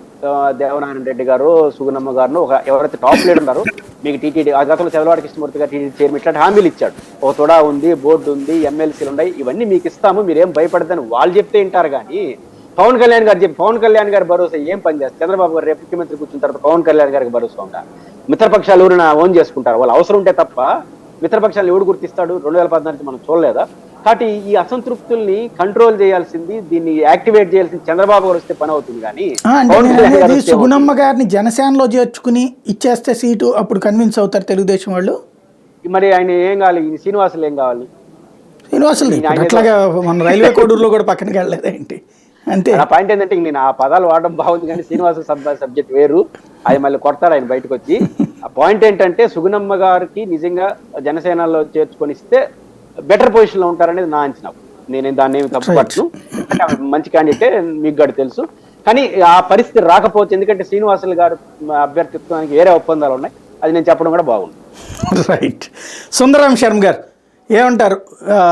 3 వైపుల దాడి. సాయి గారు, మీకు ప్యానెల్లో ఉన్నటువంటి మిత్రులందరికీ కూడా నమస్కారం. మీరు మాత్రం ఇవాళ చాలా మంచి సబ్జెక్ట్ తీసుకుని వచ్చారు. ఎందుకంటే మా రవికుమార్ గారు కూడా, రామ్ కుమార్ గారు కూడా నిజంగా చాలా ఓపెనింగ్ రిమార్క్స్ చాలా బాగా చేశారు. ఎందుకంటే చాలా సమయం వచ్చింది మాకు, ఈ సమయం రావడంతో కాస్త మేమంతా ఇంకా కొంచెం సర్దుకుని జాగ్రత్తగా ముందుకెళ్ళడానికి అవకాశం చిక్కింది అని చెప్పని అన్నారు. నిజంగా ఇంక కొంచెం సమయం వస్తే ఇంకా కొంచెం బాగుంటుందేమో అని కూడా నాకుంది. ఎందుకంటే ఇప్పుడు ప్రస్తుతం జనసేన, తెలుగుదేశం, కాంగ్రెస్, మన చంద్రబాబు గారు ఇప్పుడు కలిసి ఉన్నారు. అదే ఇంకో కొంచెం సమయం ఇస్తే సిపిఐ, సిపిఎం, కాంగ్రెస్ కూడా కూటమికి మొత్తం కలిపి వెళ్ళేటువంటి అవకాశం వచ్చేదేమో అని అయితే నాకు అనిపిస్తుంది. ఎందుకంటే ఇవాళ రోజున కనిపిస్తూ ఉన్నటువంటిది ఒక కూటమి అయితే వెనకాల ఉన్నటువంటి కూటమి ఇంకొకటి ఉంది. అది మనందరికీ తెలిసినటువంటిది, కాంగ్రెస్, సిపిఐ, సిపిఎం. అయితే మీరు అందరూ అనొచ్చు, ఎట్లా అండి మన సిపిఎం, సిపిఐ రామకృష్ణ గారు, లేకపోతే సిపిఎం కాంగ్రెస్ పార్టీ షర్మిల గారు అని చెప్పారు. వీళ్ళ ముగ్గురు కూడా మీరు చూడండి సేమ్ స్క్రిప్ట్ చదువుతా పోతున్నారు. అయితే నేను ఆ మాట అనడానికి ఒక విషయం కూడా చెప్తాను. ఇవాళ పేపరే చూశాను, ప్రజాశక్తి పేపర్లో ఇవాళ మెయిన్ హెడ్డింగ్, ఆర్బీఐ ప్రాంతీయ కార్యాలయం పేరిట కేంద్రం మరో మోసం, విశాఖలో ఏర్పాటు చేస్తామంటూ గతంలోనే లేక రాజధాని ఎక్కడంటూ నేడు ప్రశ్న, ఎన్నికల వేళ వంచన విన్యాసం అని చెప్పి. మొన్న ఈ పేపర్లో ఏం రాశారు, ఈనాడు వీటిల్లో ఇంకేముంది, ఆర్బీఐ వాళ్ళు మాకు రాజధాని ఎక్కడుందో తెలియలేదు, అందుకోసం అని చెప్పారని ఆపాము అని చెప్తే ఇవాళ ప్రజాశక్తి వాళ్ళు రాశారు. యాక్చువల్గా ఇది ఫ్యాక్ట్. ఏమని వాళ్ళు అడిగారు, విశాఖపట్నంలో లీజుకి 30 నుంచి 35,000 చదరపు అడుగులు అడిగారు, వాటర్ ఉండాలి, కరెంటు ఇవన్నీ ఉండేటువంటిది లీజ్ మీద 5 years ఇమ్మన్నారు. దానికి ఆల్మోస్ట్గా కలెక్టర్ గారి దగ్గర పడింది, ఇవన్నీ అయిపోయినాయి. కానీ నిన్న మన పచ్చపత్రికలు కానీ వీళ్ళందరూ ఏమన్నారు, విశాఖలో ఆర్బీఐ అదే మన అమరావతి లేదు, రాజధాని తెలియదట అని చెప్పారు. కానీ వీడేమన్నారు, కేంద్రం మరో మోసం అని చెప్పని వీడిచ్చారు. మరి దీన్ని బయట మాట్లాడాలి కదా. ఎవరైతే ఇవాళ రోజున సిపిఎం నాయకులు ఉన్నారో వారు వచ్చి గట్టిగా నిలదీయాలి కదా. ఎక్కడ మీకు కనిపించట్లయితే పేపర్ వరకు రాసుకున్నారు. ఇంకొకటి, మా విశాలాంధ్ర, మా సిపిఐ రామకృష్ణ గారు, మోదీ జగన్ మైండ్ గేమ్. ఇదేంటి మోదీ జగన్ మైండ్ గేమ్? ఏంటిటది? ఎన్నికల్లో లబ్ధి కోసం నాటకాలు, బీజేపీ సర్కార్ అన్ని రంగాల్లో విఫలం, ఇండియా కూటమి రానున్న ఎన్నికల్లో విజయమే లక్ష్యంగా నరేంద్ర మోడీ, ఏపీ ముఖ్యమంత్రి జగన్మోహన్ రెడ్డి మైండ్ గేమ్ తెరతీశారని సిపిఐ కార్యదర్శి రామకృష్ణ విమర్శించారట. ఏంటి అసలు విషయం అంటే, బీజేపీ సొంతంగా 370 స్థానాలు, ఎన్డీఏ కూటమి 400 స్థానాలు వస్తాయంటూ మోదీ, వైనాట్ 175 అంటూ సీఎం జగన్ నాటకాలు ఆడుతున్నారని విశాఖలో రామకృష్ణ గారు అన్నారు. ఇక్కడ చూడండి ఎంత అసలు ఈ రకమైన రాజకీయాన్ని మీరు దేశంలో ఎక్కడైనా చూస్తారా? మోదీ జగన్ కలిసింది, మోదీతోటి ఎవరు వెళ్తున్నారు? చంద్రబాబు నాయుడు గారు వెళ్తున్నారు. ఆ చంద్రబాబు నాయుడు గారి పక్కన ఉన్నటువంటి భారతీయ జనతా పార్టీ అధ్యక్షురాలు ఏమని చెప్తున్నారు? ఇప్పుడు ఇంతక రామ్ కుమార్ గారు మాకు వస్తున్నటువంటి ఇన్ఫర్మేషన్ ప్రకారం ఎలక్షన్ కమిషన్ ఎవరిని తీసేయమంటే వాళ్ళందరూ తీసుకుంటూ పోవాల్సిందే అన్నట్టుగా ఆయన మాట్లాడారు. నిన్న పేపర్లలో కూడా ఏమని వచ్చింది, ఎలక్షన్ కమిషన్ వాళ్ళు పురంధరేశ్వర గారు లేఖ చూసి ఇక్కడ ఉన్నటువంటి ఎలక్షన్ ఆయనకి కమిషనర్ మీనా గారికి ఇవన్నీ ఏంటో చూడండి అని అన్నారు. వెంటనే పేపర్లో ఏమన్నారు, రేపటికల్లా సీతారామంజరాలు గారు, డీజీపీ గారు, అందరినీ సిఎస్ గారు తీసి పారేస్తున్నాం అని చెప్పని అంటున్నారు. ఎట్నుంచి ఎటుపోతున్నావు ఈ కూటములు అని అడుగుతున్నాడు. ఇంకొకటి, ఈ చివరిలో ఒక్కటి మాత్రం చాలా ఆశ్చర్యం ఏంటంటే, మన రామకృష్ణ గారు సిపిఐ ఆయన చెప్తున్నారు, ఆయన అరవింద్ కేజ్రీవాల్ వీళ్ళందరినీ కూడా జైలుకి పంపారు కదా, 100 కోట్ల మద్యం కుంభకోణంకే అంత సాకు చెప్తున్నారు, ఏపీలో 1,000 కోట్ల మద్యం కుంభకోణం జరుగుతోందని కేంద్ర హోంమంత్రి అమిత్ షాకు స్వయంగా బీజేపీ రాష్ట్ర అధ్యక్షురాలు పురంధరేశ్వరి ఫిర్యాదు చేసినా చర్యలు తీసుకోలేదని మండిపడ్డారు. ఇదేంటండి? ఇప్పుడు ఆయన ఇంతకీ జగన్ గారినే విమర్శిస్తున్నాడు, బీజేపీతో వంత పాడుతున్నాడు. ఇప్పుడు పురంధరేశ్వరి గారు 100 కోట్ల రూపాయల కేజ్రీవాల్ అరెస్ట్ అయితే ఆమె మద్యం కుంభకోణం గురించి రాశారు. 1300 కోట్ల రూపాయలు ప్రివిలేజ్ ఫీజు తీసేసి మద్యంలో బార్లకిను మన వైన్ షాపులకి తీసేసి 1300 కోట్లు నష్టం చేశాడని కాగ్గే చెప్పింది. మరి దాని మీద ఎందుకు రాయలేదు ఈమె? రాయలేదు. కానీ పోనీ సిపిఐ రామకృష్ణ గారు అది కూడా అనొచ్చు కదా, పోనీ అక్కడ కూడా చంద్రబాబు సమయంలో కూడా ఇట్లా జరిగిందని అంటలా. ఆయన మళ్ళీ ఇక్కడ పురంధరేశ్వరి గారు అంటే Andhra Pradesh BJP, Andhra Pradesh Telugu Desam, Andhra Pradesh CPI, Andhra Pradesh CPM, Congress ఇవన్నీ ఒకటే. ఈ రాష్ట్ర ప్రజలకు అర్థమైపోయింది. ఊరికినే కాసేపు బయట ఇటు ఉన్నారు కానీ వీళ్ళందరూ చంద్రబాబు గారి యొక్క తానుకుంటలే. కాబట్టి ఇవాళ జగన్మోహన్ రెడ్డి గారు వీళ్ళందరినీ ఎదుర్కొంటున్నారంటే ప్రజలు చూస్తున్నారు, వీళ్ళందరినీ చూసేశారు ఇంతకు ముందు. ఇవాళ ఒక్క విషయం మాత్రం నేను బాగా ఆశ్చర్యం వేస్తుంది ఏంటంటే, రాష్ట్ర ప్రయోజనాలు కానీ లేకపోతే జగన్మోహన్ రెడ్డి గారు చేస్తున్నటువంటి పథకాల మీద మాట్లాడకుండా పురంధరేశ్వరి గారి దగ్గర నుంచి చంద్రబాబు గారి దగ్గర నుంచి పవన్ కళ్యాణ్ గారి దాకా మాట్లాడేదంటే విధ్వంసం కావాలా, అరాచకం కావాలా, లేకపోతే 5 సంవత్సరాల పాటు నాకేం అర్థం కావట్లేదు. ఎవరు చూసారు అరాచకాలు? మీరు చూసారు. 52 రోజులు జైల్లో ఉన్నారు. స్కిల్ డెవలప్మెంట్ కేసులో ఈడీ కూడా చేసింది, మీ దగ్గరికి రాకుండా ఈడీ ఇప్పటి వరకు ఎందుకు ఉంది అని చెప్పని ఇవాళ ప్రజలు అడుగుతున్నారు మిమ్మల్ని. ఎందుకని? ఇదే ఈడీ కదా మరి కేజ్రీవాల్ 100 కోట్ల రూపాయలు కేసినప్పుడు మరి చంద్రబాబు నాయుడు గారు స్కిల్ డెవలప్మెంట్ లో ఈడీ ఇప్పటి వరకు ప్రెస్ నోట్ ఇచ్చింది. నేనేదో చెప్పట్లేదండి, ఇది press note released by ED, ఇప్పుడు కాదు గత 2 సంవత్సరాలు. మరి అదే ఇన్కమ్ ట్యాక్స్ నోటీసులో కూడా చంద్రబాబు నాయుడు గారికి చెప్పింది కదా దుబాయ్లో డబ్బులు తీసుకున్నాడని. మరి ఎందుకని ముందుకు రావట్లేదు అన్ని ప్రజలు చూస్తున్నారండి. అంటే ఇవాటి రోజున విధ్వంసం ఇవన్నీ జరిగితే మరి రామోజీరావు గారి పరిస్థితి ఏంటి? ఆయన ఇవాళ ఈనాడులో కూర్చొని రోజు ఒక అంశం మీద రాస్తున్నారు కదా. మరి ఆయన సుప్రీంకోర్టులో ఆయనకి తగిన దెబ్బకి మరి ఇక్కడ ఒక చిన్న మాట మాట్లాడారా? మాట్లాడలేదు. పోనీ ఇదే చంద్రబాబు నాయుడు గారు, ఇదే సిపిఐ రామకృష్ణ గారు, ఇదే సిపిఎం గారు ఈ రాష్ట్రంలో అవినీతి గురించి వీటన్నిటి గురించి మాట్లాడేవాళ్ళు రామోజీరావు గారి విషయంలో సుప్రీంకోర్టు ఇచ్చినటువంటి తీర్పు బాగుందనో లేదా బాగలేదనో, లేకపోతే అసలు అంత పెద్ద ఆయన మీద అట్లాంటి వంటం ఏంటి, ఆయనకి లైసెన్స్ ఉంది కదా, ఆయన ఏమైనా చేయొచ్చు అని చెప్పను, ఏదో ఒకటి చెప్పాలి కదా. ఒక్క పేపర్ కానీ ఒక్కళ్ళు కానీ మాట్లాడలేదు ఈ రాష్ట్రంలో. అందుకని ఈ రాష్ట్రంలో 2 కూటములు ఏం లేవు, ఒకటే కూటమి. అదంతా కూడా ఈ రాష్ట్ర విధ్వంసానికి తయారైనటువంటి పార్టీలకు, కేంద్ర పార్టీలకు అతీతంగా ఉన్నటువంటి పార్టీలు వీళ్ళదు. అక్కడ సిపిఎం వేరే ఉంటుంది, అక్కడ కేంద్ర బీజేపీ వేరే ఉంటుంది, కానీ ఇక్కడ పురంధరేశ్వర్ గారు మాత్రం జగన్ గారి మీదే మాట్లాడతారు. మరి చంద్రబాబు గారు జగన్ గారు మీదే మాట్లాడతారు, పవన్ కళ్యాణ్ గారు జగన్ గారి మీదే మాట్లాడతారు, సిపిఐ రామకృష్ణ గారు ఇందాక చూపించారు కదా. మోడీ జగన్ ఇదేమిటండి, మోడీ జగన్ మైండ్ గేమ్ ఏంటండి అంటే, నేను ఒక్క విషయం కూడా, మీరు ఇందాక మంచి మాట, ఈ 2 కూటములు జగన్ గారిని ఏం చేస్తాయి అని చెప్పంటే, ఈ 2 కూటములు ఏమీ చేయలేవు. ఇందాక రామ్ కుమార్ గారు వాళ్ళ క్యాండిడేట్ల గురించి చెప్తూ మా గురించి చెప్తున్నారు, క్యాండిడేట్లు మారుస్తారు అది. మీరు అడిగిన క్వశ్చన్లో అదే. ఇంకొకటి, మరి 3 చోట్ల మాత్రం ఏం గొడవ రాలేదే? కైకలూరులో గొడవ రాలా, మరి విజయవాడ వెస్ట్లో గొడవ రాలా, లేకపోతే హెచ్చర్లా, అక్కడ అసలు ఏ క్యాండిడేట్ గురించి కూడా నేను ఎంక్వైరీ చేశాను సార్. అది వేస్తే అసలు ఆయన ఇది లేదు, మరి అక్కడ గొడవ రాలేదే. ఒక్క గొడవ వస్తుంది అక్కడ, ఓన్లీ మన అనపర్తిలో వస్తుంది. పాపం అంటే ఆయన మీద ఎందుకు వస్తుంది? మరి అసలు చంద్రబాబు నాయుడు గారి నాటకమా ఇది? ఉండొచ్చు కూడా, ఎందుకంటే అనపర్తిలో లీడింగ్ వస్తే ఉండవల్లి అరుణ్ కుమార్ గారికి వచ్చినా, మొన్న మాకు మెజారిటీ వచ్చినా, ఎక్కడొచ్చినా జనరల్గా ఇదివరకు చిత్తూరులో మీకు మొత్తం పార్లమెంటు సభ్యులకి లాస్ట్కి మెజారిటీ ఎక్కడొచ్చేదంటే కుప్పంలో వచ్చేది. అట్లాగే ఇప్పుడు రాజమండ్రిలో అనపర్తిలో వస్తుంది. కాబట్టి అనపర్తిలో పురంధరేశ్వర్ గారిని ఓడించాలి కాబట్టి అనపర్తిలో ఆయన రామకృష్ణారెడ్డి గారికి సీటు కాకుండా, తెలుగుదేశం కాకుండా బీజేపీకి ఇచ్చేశాడు. అంటే చంద్రబాబు గారికి తెలీదా ఈ క్యాలిక్యులేషన్స్ వేసుకోడా? అదేంటి, పురంధరేశ్వరి గారు పోటీ చేస్తున్నారు, పార్లమెంట్కి పోటీ చేస్తుంది, ఈ మెజారిటీ సీట్ ఇక్కడ, మరి 14 ఏళ్ళ ముఖ్యమంత్రి, 40 ఏళ్ళ ఇండస్ట్రీ, ఈ నియోజకవర్గంలో ఒకవేళ కనుక మనం ఈ క్యాండిడేట్లను తెస్తే బీజేపీకి ఇస్తే అక్కడ బీజేపీ బలం లేదు కదా, మనం అసలు బలం బీజేపీకి ఎక్కడా లేదు అని చెప్పి చెయ్యాలి కదా, మరి అక్కడ ఎందుకు ఇచ్చాడు? రెండోది, పవన్ కళ్యాణ్ పిఠాపురంలో పోటీ చేస్తున్నాడు.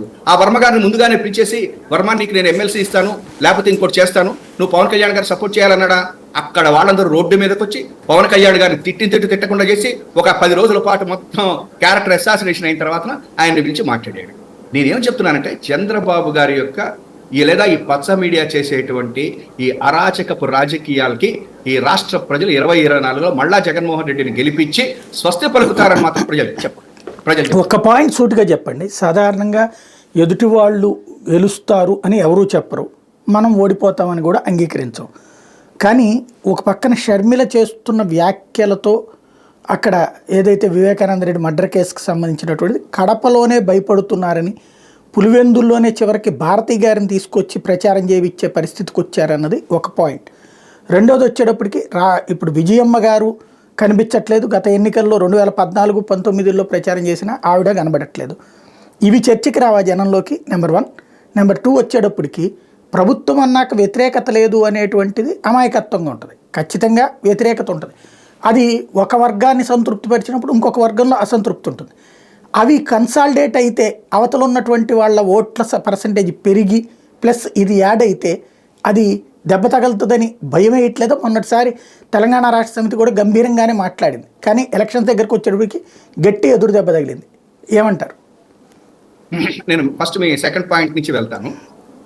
There is no doubt, anti incumbency కాదు, ఒక పార్టీకి డెఫినెట్గా అది ప్రభుత్వంలో ఉన్నా లేకపోయినా ఓట్ బ్యాంకుగా ఉంటుంది, కొంతమంది వ్యతిరేకంగా కూడా ఉంటారు. మీరు అన్న దాంట్లో ఒక ఫ్యాక్ట్ ఉంది. జగన్మోహన్ రెడ్డి గారు ఏ రోజునైతే ఈ సంక్షేమ పథకాలను తీసుకురావడం, ఈ వాలంటీర్స్, గ్రామ సచివాలయాలు ఇవన్నీ తీసుకొచ్చి ప్రజల వద్దకు పాలన ఎప్పుడైతే తీసుకెళ్లారో, న్యాచురల్లీ దానికి సంబంధించినటువంటి కొంతమంది సర్పంచులు కానీ వీళ్ళని న్యాచురల్గా అపోజిషన్ పార్టీస్ కొంత అట్రాక్ట్ చేయడానికి ప్రయత్నం చేసినాయి. నెంబర్ 1. నెంబర్ 2, ఇవాళ పింఛన్లు తీసుకుంటున్నప్పటికీ కూడా, లేకపోతే పథకాలు తీసుకుంటున్నటువంటి వాళ్ళు కూడా నిఖార్స్ అయినటువంటి ఎప్పటి నుంచో ఉన్నటువంటి తెలుగుదేశం పార్టీ వాళ్ళు ఉంటారు. వాళ్ళు ఓటు వేస్తారు అని చెప్పి మేము ఎప్పుడూ అనుకోలేదు. జగన్మోహన్ రెడ్డి గారికి అది బాగా తెలుసు. వెయ్యరు, వాళ్ళు వేయకపోయినా సరే అర్హత ఉన్నది, నేను ఇచ్చి తీరాలి, ఇది ప్రభుత్వ సొమ్ము నేను ఇస్తున్నాను అనుకుంటున్నారు తప్ప లేదే కాదు. కాబట్టి ఆయన అందరికీ ఇచ్చేసేయండి అన్నారు. అర్హత ఉంటే కులాలు, మతాలు, పార్టీలకు అతీతంగా ఇచ్చేయమన్నారు, ఇచ్చేశారు. నెంబర్ 2. నెక్స్ట్, మీరు ఇంకో మాట ఏమంటున్నారంటే, ఇవాటి రోజున ఎలక్షన్స్ వచ్చినప్పుడు డెఫినెట్గా ఒక్కొక్క ఇది మనకు ఉంటుంది. ఎట్లా ఉంటుంది? ఇవాళ తెలుగుదేశం పార్టీకి ఓటు బ్యాంక్ ఉన్నటువంటి వ్యక్తి, ఎవరైతే ఓటుకు వేసేటువంటి వ్యక్తి, ఇవాళ రోజున అక్కడ ఉన్నటువంటి క్యాండిడేట్ ఇంకెవరో వచ్చి చంద్రబాబు గారి యొక్క ఇవన్నీ చూసి ఇప్పుడు ఓటేసే పరిస్థితి లేకుండా పోయింది. అదొక్కటి ఇక్కడ మనకు కంపారిజన్ చూడాల్సింది. ఎందుకంటే ఇదివరకటి రోజుల్లో 2 పార్టీలు, కాంగ్రెస్, తెలుగుదేశం, ఈ 2 ఉండేది. ఇప్పుడు కూడా వైఎస్ఆర్సీపీ వర్సెస్ 2 కూటమి ఇదే ఉన్నాయి. అయితే ఇదివరకు ఏంటంటే మనకి పెద్దగా ఈ ఎలక్షన్ దీని మీద కొంత పరిజ్ఞానము లేదా సోషల్ మీడియా లేకపోవడంతో కొంత వెనకపడి ఉన్న మాట కూడా వాస్తవం. కానీ ఇవాళ ప్రతిదీ కూడా తెలిసిపోతాం. ఇవాళ పవన్ కళ్యాణ్ గారు ఏం మాట్లాడాడు వాలంటీర్స్ గురించి, నిన్న చంద్రబాబు గారు ఏం అక్కడికి మాట్లాడారు. వెళ్ళొద్దు. నేను అనేది ఇక్కడ పాయింట్ ఏంటంటే షర్మిల విజయమ్మ, షర్మిల అగెనెస్ట్ విజయమ్మ. అది వస్తున్నాను సార్, అది సెకండ్, అది ఫస్ట్ మీరు అడిగారు. సెకండ్ చెప్తాను, మాకు యాంటీ ఇన్కంబెన్సీ ఓటు లేదు, లేకపోతే అందరూ ఇచ్చేస్తారని కాదు. వై నాట్ 175 అంటే ప్రజాస్వామ్యంలో నాకు 51 వచ్చి ఇంకొకటికి 49 వస్తే ఒక్క ఓటు తేడాతోటి మనం గెలిచేస్తాం, అది నేను చెప్పాను. కాబట్టి ఇవాళ జగన్మోహన్ రెడ్డి గారు ఇచ్చేటువంటి పథకాలైనా, సంక్షేమమైనా, అభివృద్ధి అయినా వీళ్ళు ఎందుకు భయపడుతున్నారు ఈ రోజున అని చెప్పానంటే, వీళ్ళు ఏమని చెప్పారు నిన్నటి దాకా, ఈ పథకాలు వద్దు అన్నారు. తర్వాతన జగన్మోహన్ రెడ్డి గారు అప్పులు చేస్తున్నారు అన్నారు.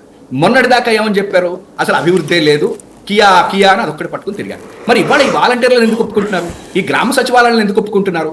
మేము వస్తే ఇంగ్లీష్ మీడియం కాదు ఇంకేదో ఏఐ ఇస్తాను అది ఇదని చెప్పని ఎందుకు చెప్పుకుంటున్నారు అంటే, ఈయన ఏవైతే వ్యవస్థల్లో కొన్ని సంస్కరణలు తెచ్చాడో, ఏదైతే ఈయన ఇవాళ రోజున ఇది కాదు అనే హాస్పిటల్స్ గవర్నమెంట్లో ఉండాలనుకుంటున్నాడు, విద్య అనేటువంటిది గవర్నమెంట్లో రావాలనుకుంటున్నాడు, ఈ మార్పులు చూసిన తర్వాత భయం వేస్తుంది. ఫస్ట్ టైం ఆంధ్రప్రదేశ్లో నాకు తెలిసి, నేను 40 సంవత్సరాలు అంటే నా వయసు ఇప్పుడు 60 అనుకోండి, 40 సంవత్సరాల యొక్క ఇదిలో నేను ఇంకా 17-16 నుంచే ఉన్నా. అయితే వాటిలో మొట్టమొదటిసారిగా వ్యవస్థల్లో మార్పు చేయని వాడు అనేటువంటి దాని మీద వాళ్ళ ప్రజల్లో వచ్చిన మాట వాస్తవం. రెండో ప్రశ్న మీరు మొదటిది అడిగారు, షర్మిల గారు వివేకానంద రెడ్డి గారి కేసు. ఇదే సార్ మొదటి నుంచి కూడా చంద్రబాబు గారి ఫెయిల్యూర్లో ఇది ఆయన ఏం చేస్తారంటే, అయిపోయినటువంటిది లేకపోతే ఇంకొకటి తీసుకుని వస్తారు. ఇది మీరు మొదటి నుంచి కూడా ఆయన చేసింది. ఇవాళ వివేకానంద రెడ్డి గారి హత్య అనేటువంటిది డెఫినెట్గా మనందరం ఖండిస్తాం. కానీ ఈ రాష్ట్ర ఎజెండా అది కాదే. వివేకానంద రెడ్డి గారి హత్య మా రాష్ట్ర ఎజెండా కాదు, లేకపోతే దాని మీద సిబిఐ చేస్తుంది, లేకపోతే ఆల్రెడీ సిబిఐకి ఇచ్చారు, అది కేంద్ర పరిధిలో ఉంది, అది చూసుకుంటుంది, న్యాయ వ్యవస్థ చూసుకుంటుంది. కానీ ప్రజల్లోకి వచ్చేసే షర్మిల గారు, సునీత గారు రోడ్డు మీదకి వచ్చేసేసి మా నాన్నకి ప్రజల ఓటు హక్కుదారా ఉంటుంది, ఏమన్నా తెలుగు సినిమానా, అదేదో మోహన్ బాబు గారి సినిమా ఉంటుంది చూశారు, వాళ్ళందరూ ఇళ్లలో నుంచి బయటకు వచ్చేసే ఓట్లు వేసి అసెంబ్లీ రౌడీ, ఏమండి అసెంబ్లీ రౌడీ ఇదేమన్నా సినిమానా కాదు. ఇవాళ వాళ్ళిద్దరు అక్క చెల్లెలు బయటకు వచ్చేసేసి ఎవరు చంపారో తెలుసా అంటే, ఆ పక్కనున్న దస్తగిరి గారు చెప్తున్నారు, నేను వచ్చాడు ఆయన, వీళ్ళిద్దరూ మాట్లాడటం మూలకంగా నాకు ఇబ్బంది అవుతుంది అని చెప్పని ఆయన బయటకు వచ్చాడు.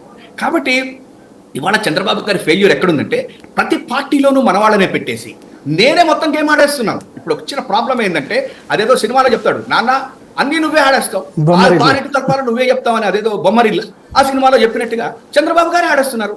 సిపిఐలో ఎవరు ఉండాలో చెప్తాడు, సిపిఐలో ఎవరు నిలబడాలో చెప్తాడు, తెలుగుదేశంలో ఎవరు ఉంటాడు, అన్ని ఆయనే చేసేస్తున్నాడు. సో మిజరబుల్ గా ఫెయిల్యూర్. జూన్ 4న మీ కంఠం ఇలా ఉండాలని ఆశిద్దాం.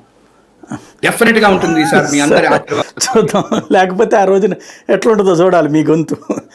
ఆశీర్వాదంతో, ప్రజల ఆశీర్వాదం పైన జగన్మోహన్ రెడ్డి గారు మళ్ళా గెలుస్తాడు. నా గొంతు ఇంకొంచెం పెరుగుతుందే తప్ప తగ్గే ప్రసక్తి. రైట్. రామ్ కుమార్ గారు, ఈ సమస్యలని పరిష్కరించుకోవడం అన్నటువంటిది సహజంగా జరిగిపోతూ ఉంటుంది. ఇప్పుడు జగన్ అనేటువంటి వ్యక్తి పరిపాలన బాగా లేదన్నటువంటి పాయింట్ మీద దిగుతాడు అనుకుంటున్నారా, లేకపోతే కనుక వ్యవస్థలు విధ్వంసం చేయడం వల్ల దిగుతాడు అనుకుంటున్నారా? ఏ పాయింట్ ఆఫ్ వ్యూలో, లేదా మీరు ముగ్గురు జట్టు కట్టారు కాబట్టి దిగుతాడు అనుకుంటున్నారు? కాబట్టి అసలు ఆయన దిగుతాడని నేనేం అనుకోవట్లేదు. దిగేటట్టుంటే ఈ పాటికే ప్రజల కోసం ఏమేమి కావాలో ప్రజల్లో మమేకం అయితే తిరుగుతూ ఉండేవాడండి. ఇప్పుడు 2019 ముందు రోడ్డు మీద తిరిగినట్టు అతనికి యాటిట్యూడే లేదు. బాస్ అయిపోయాడు, నాకు కుర్చీ దొరికింది, రాజరికంలో తన ఏం చేయాలో అదే దిగుతాడంటే ఆయన దించడం ముఖ్యమంత్రి పదవి నుంచి. రైట్ కాదండి, ఆ యాటిట్యూడ్ అయితే ఇప్పుడు లేదండి. ఇప్పుడు రోడ్డు మీద కూడా చూస్తుంటే ఏదో ఇప్పుడు తెలంగాణలో కేసీఆర్ ఏమేమైతే సీన్లు చేశారో అదే సీన్లు ఇప్పుడు రిపీట్ చేస్తూ ఉంటారు. రోడ్డు మీద దండాలు సినిమాలు అయ్యే సీన్లు ఉన్నాయి కదండి, అటువంటి సీన్లు చేస్తున్నారు రిపీట్. అటువంటి అప్పుడు మాత్రమే ఆయన కనపడతారు. మామూలుగా ఏదో అంతకుముందు రోడ్ల మీద వెళ్ళిపోతే ఎక్కడ పడితే అక్కడ ముద్దులు పెట్టే మనిషి కనీసం ఎక్కడ టచ్ ముట్టుకోవడానికి కూడా ఎక్కడ ఆయన రావట్లేదు. సో ఆ విషయాన్ని పక్కన పెడితే చాలా మంచి మంచి విషయాలు చెప్పారు మన పురుషోత్తం రెడ్డి గారు. లిమిటెడ్ పార్టీ ఏమన్నా నాకు కొన్ని మా విషయం ఏంటంటే, లిమిటెడ్ పార్టీకి అని మీరు అనుకోవచ్చు, కానీ ప్రజల కోసం ఎప్పుడు కాదు. మాకు ఎన్నిస్తే మీకేంటి నొప్పి? మీరు 6 ఎంపీలు ఇస్తారని మీకెందుకు బాధపడుతున్నారు? కాదు, మాకు ఎన్ని ఇవ్వాలి, మేము ఎన్ని చేయాలనేది జాతీయ స్థాయిలో మాట్లాడుకున్న తర్వాత మాకు అది ఇచ్చారు, మా బలాన్ని చూసి ఇచ్చారు. కాబట్టి లిమిటెడ్ పార్టీ అని మీరు చెప్పదు. అంటే మీకు వైఎస్ఆర్సీపీ ఆ రెడ్డి గారి పార్టీ ఇష్టం అనుకోండి, జగన్మోహన్ రెడ్డి గారి పార్టీ లిమిటెడ్ కంపెనీ కింద, ఎస్ దట్స్ యువర్ చాయిస్. కానీ మేము ప్రజల కోసం ఎప్పుడు లిమిటెడ్ గా పనిచేయలేదు. ప్రజల కోసం ఎంత కిందకి వెళ్ళాలో అంత కిందకి వెళ్ళి పని చేస్తున్నాం. కార్యకర్తల బలం ఉంది కాబట్టి మాకు ఆ సీట్లు ఇచ్చారు. ఇందాక ఇంకొక పాయింట్ ఏంటంటే అసలైన సంతోషం ఏంటంటే, నాకు ఆశ్చర్యం వేసేది సంతోషం కాదు, సుందర్రామ్ శర్మ గారు ఇన్ని పేపర్లు చదువుతారా, కేవలం సాక్షి ఒకటి అనుకున్నాను. కానీ విశాలాంధ్ర, ప్రజాశక్తి అంటే భయపడి సిపిఐ సిపిఎం ఆ కూటమిని కూడా భయపడుతున్నారని నాకు ఒక్క విషయం అయితే అర్థమైంది. ఇన్ని పేపర్లు చదివేస్తున్నారు ఇన్ఫర్మేషన్ కోసం అయితే. కానీ వాళ్ళన్న స్టేట్మెంట్స్ అన్ని మా వైపు ఎలా తిప్పాలనే ప్రయత్నం చెప్తే మాకు వాళ్ళతో ఎటువంటి సంబంధం లేదు. వాళ్ళతో ఏమైనా ఇష్యూస్ ఉంటే డైరెక్ట్ గానే వాళ్ళతో కూడా పోరాడుతున్నాము. అంటే ప్రజల కోసం పోరాడతాం తప్పితే పార్టీలతో అయితే మేము పోరాడం. మా కోసం ఎప్పుడైనా ఏమైనా కామెంట్ చేస్తే మాత్రం నేను చేస్తాను. వేళ టీడీపీ ప్రతినిధి లేరు, మీరు చంద్రబాబు నాయుడు గారు ఏమైనా మాట్లాడండి, టీడీపీ ప్రతినిధి ఉంటే వాళ్ళు ఖండించేవారు, నేనైతే ఖండించను. కానీ అలయన్స్ పార్ట్నర్ గా ముగ్గురు కలిసిన విధానాల మీద ఏమైనా ఉంటే మాత్రం నేను ఖండిస్తాను. ముందు అన్నిటికన్నా ముందు ఆ సునీత్ గారిని, షర్మిల గారిని మిమ్మల్ని అటాక్ చేస్తున్నారు, దానికి మీరు సమాధానం చెప్పుకోండి. కానీ మా వైపులే చంద్రబాబు నాయుడు అన్ని కంట్రోల్ చేసేస్తున్నారు అని మీరు ఏదనుకుంటే మాత్రం అది మీ భ్రమ. మా దాంట్లో ఎవడో ఫింగర్ పెట్టడానికి మేము ఒప్పుకోము. మా పార్టీ ఎలా నడపాలో భారతీయ జనతా పార్టీ అధ్యక్షులుగా ఉన్నవారు విత్ కోర్ కమిటీ నడిచి తప్పితే పక్కోడు చెప్తే నడవదు. మా దాంట్లో క్యాండిడేట్స్ వాళ్ళు డిసైడ్ చేసేసారు, వీళ్ళు డిసైడ్ చేశారు, మీరు చెప్తే చెప్పుకోండి. కానీ మేము చాలాసార్లు ఈటీవీలో కూడా చెప్పాను, అంటే ఈ ఛానల్లో కూడా చెప్పాను. ఈటీవీ అంటే మళ్ళీ మీరు ఏదో అనుకోకండి, ఈ ఛానల్లో కూడా చెప్పాను. 600 పేర్లు అయినాయి, అయితే 200 వస్తాయి, లేకపోతే ఎన్ని ఏలియన్స్ అయితే ఆ పేర్లు వస్తాయని. ఖచ్చితంగా అలాగే వచ్చినాయి. ఇప్పుడు మళ్ళీ దాంట్లో 3 చోట్ల ఎందుకు లేవంటున్నారు, మరి మిగతా చోట్ల ఉన్నాయా లేదా ఎందుకు చెప్పలేదు సుందర్రామ్ శర్మ గారు? ఆయనకు తెలీదా? అక్కడ చూడలేదా? 10+6 16 చోట్ల మీకు 3 చోట్లే లేవంటున్నారు, మిగతా 13 చోట్ల మీరు ఎందుకు చూడలేదు? నేను 16 సాయి గారు అడిగిన దానికి నిక్కచ్చిగా ఒక చోట చిన్న చిన్న ఇబ్బందులు ఉన్నాయని నేను ఒప్పేసుకుంటాను సాయి గారు మీతోను. మిగతా చోట ఎక్కడైనా ఇష్యూ ఉందని మీకు కనపడిందా సాయి గారు? మీ దృష్టికి ఏమైనా వచ్చిందా? లేదు. 100% అక్కడ కోఆర్డినేషన్ చేస్తున్నారు ఏ విధంగా వెళ్ళాలనేది. సో దాన్ని బట్టి ఏంటంటే ఇవి చెప్పడానికి వీరశంకర్ గారు కూడా అన్నారు, ఏదో 2 చోట్ల మీరు మాట్లాడతారు, మిగతా అన్ని చోట్ల కూడా మాట్లాడండి. అంటే భారతీయ జనతా పార్టీ జనసేనకి ఉన్నదని మీరు అనుకుంటే మాత్రం అది మీతో దయచేసి ఎక్కడ కూడా చెప్పద్దు. నేను 100% నేను కాకినాడ రూరల్లో ఉన్నాను. ఏమండి, ఇక్కడ జనసేనే మా క్యాండిడేట్, జనసేనే మా ఎంపీ క్యాండిడేట్. నేను ఎవ్రీ డే ఇప్పుడు నేను వార్డు వారీగా కానీ మా జిల్లా స్థాయిలో ఉన్న వాళ్ళకి, నేను ఒక జిల్లా స్థాయి కోర్ కమిటీ మెంబర్లో ఉన్నాను. ఎక్కడ ఏం కావాలంటే నేను అక్కడికి వెళ్ళి చేస్తాను. నిన్న కాక మొన్న మా క్యాండిడేట్ పంతం నానాజీ గారితోను, ఇక్కడ మా ఉదయ్ శ్రీనివాస్తో నేను సిటీ, అంటే నేను సిటీలో ఉంటాను కాబట్టి మా టీడీపీ క్యాండిడేట్ కూడా వచ్చారు. ముగ్గురితో కూర్చొని ఒక మీటింగ్లోకి వచ్చి నన్ను ఎన్డీఏ తరపున నేను కూడా ఇక్కడ ఉంటాను కాబట్టి పిలిస్తే ఒక కమ్యూనిటీ మీటింగ్ లాంటిది పెడితే అక్కడ నేను చేసి మీకేం కావాలో చెప్పండి, వాళ్ళు చేస్తారు. వాళ్ళకి ఏ విధంగా మనం సహాయపడగలో చెప్పండి. ఇలా రకరకాల ఎక్కడికి పడితే అక్కడ మాట్లాడుతాం తప్పితే 100% కోఆర్డినేషన్ అయితే ఉంది. మేము లేము కదా అని మేము ఖాళీ చేస్తే అయితే మేము పక్కకి లేము, అది 100% చేస్తాం. ఇంకొక విషయం చెప్పాలి సాయి గారు, ఈవేళ రేపట్లో కోఆర్డినేషన్ టీమ్ వస్తుంది. అది వచ్చాక కూడా ఎవరు ఎలా చేస్తున్నారో మీకు తెలుస్తుంది. ఇందాక పవన్ కళ్యాణ్ గారిని 40 మందితో మీటింగ్ అంటారేంటి, నాకు అర్థం లేదు. పురుషోత్తం రెడ్డి గారు అన్నమాట అదేంటి, నాయకుడు అనేవాడు 40 మంది అవ్వచ్చు, నలుగురితో అవ్వచ్చు. ఎలక్షన్ టైంలో ఎంత కిందకెళ్ళి పనిచేస్తానంటే నేను అంత పెద్ద నాయకుడిగా చూస్తాను. 4 గదుల్లో ఉండి ఓ చీటీ రాసేసి ఏదో 5 రెడ్లకి ఇచ్చేసి చెప్పండి లిస్ట్ రిలీజ్ చేయండి అంటే అదైతే నేను ఒప్పుకోనండి. అది కూడా డెమోక్రటిక్ సిచ్యువేషన్ లో, డెమోక్రటిక్ స్టేజ్ లో ఉన్న నేను ఏ పార్టీ అయినా సరే అది పెత్తందారీ పార్టీ అంటాను, అది లిమిటెడ్ కంపెనీ పార్టీ అంటాను. మాది ఎలాగుంటుంది అనేది మీకు చాలా సార్లు చెప్పాను. ఇప్పుడు టైం కూడా సరిపోతుంది ఎక్స్ప్లెయిన్ చేస్తే సాయి గారు. రైట్, ఫైనల్ గా పవన్ కళ్యాణ్ గారు for getting down to ground level for 1 assembly seat. అక్కడ ఏమైనా కోఆర్డినేషన్ లేకపోతే చెయ్యాలని ఆయన తాపత్రయపడుతున్నాయంటే అర్థం చేసుకోండి. ఇంకొక మాట కూడా చెప్పారు వీరశంకర్ గారు, పవన్ కళ్యాణ్ గారు పిఠాపురంలో గెలవకూడదని ముప్పేట దాడి చేస్తాడు. ఒక్కడని పైకి నుండి చెప్తాను.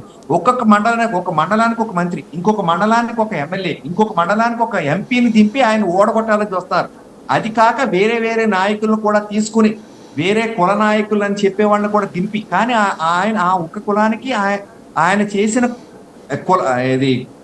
కుల సభలకి ఎవరు సపోర్ట్ ఇచ్చారనే లెటర్లు కూడా బయట పెట్టేశారు. ఎవరు భోజనాలు పంపేశారని చెప్పమంటారా?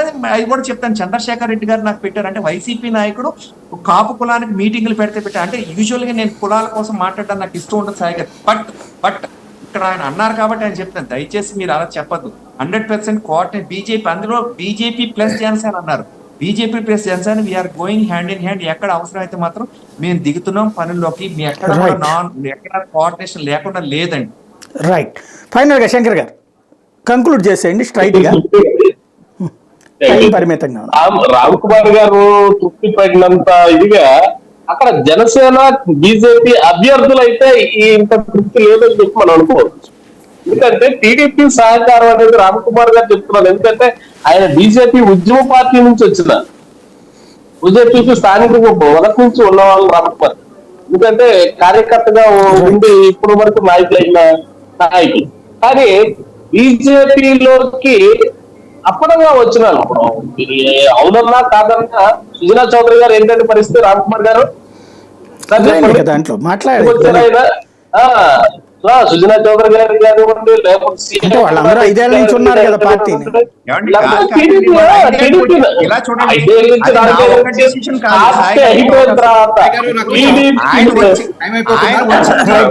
రామ్ కుమార్ గారు వీరశంకర్ గారు, రామ్ కుమార్ గారు మీరు చెప్పండి అంటే ఇది నా డెసిషన్ కాదు. ఆయన 5 ఏళ్ల క్రితమే వచ్చాము, పార్టీలో ఉండి పార్టీ కోసం పనిచేసి ఇన్నాళ్ళు చేశారు, దానికి ఫలితంగా ఇచ్చారు.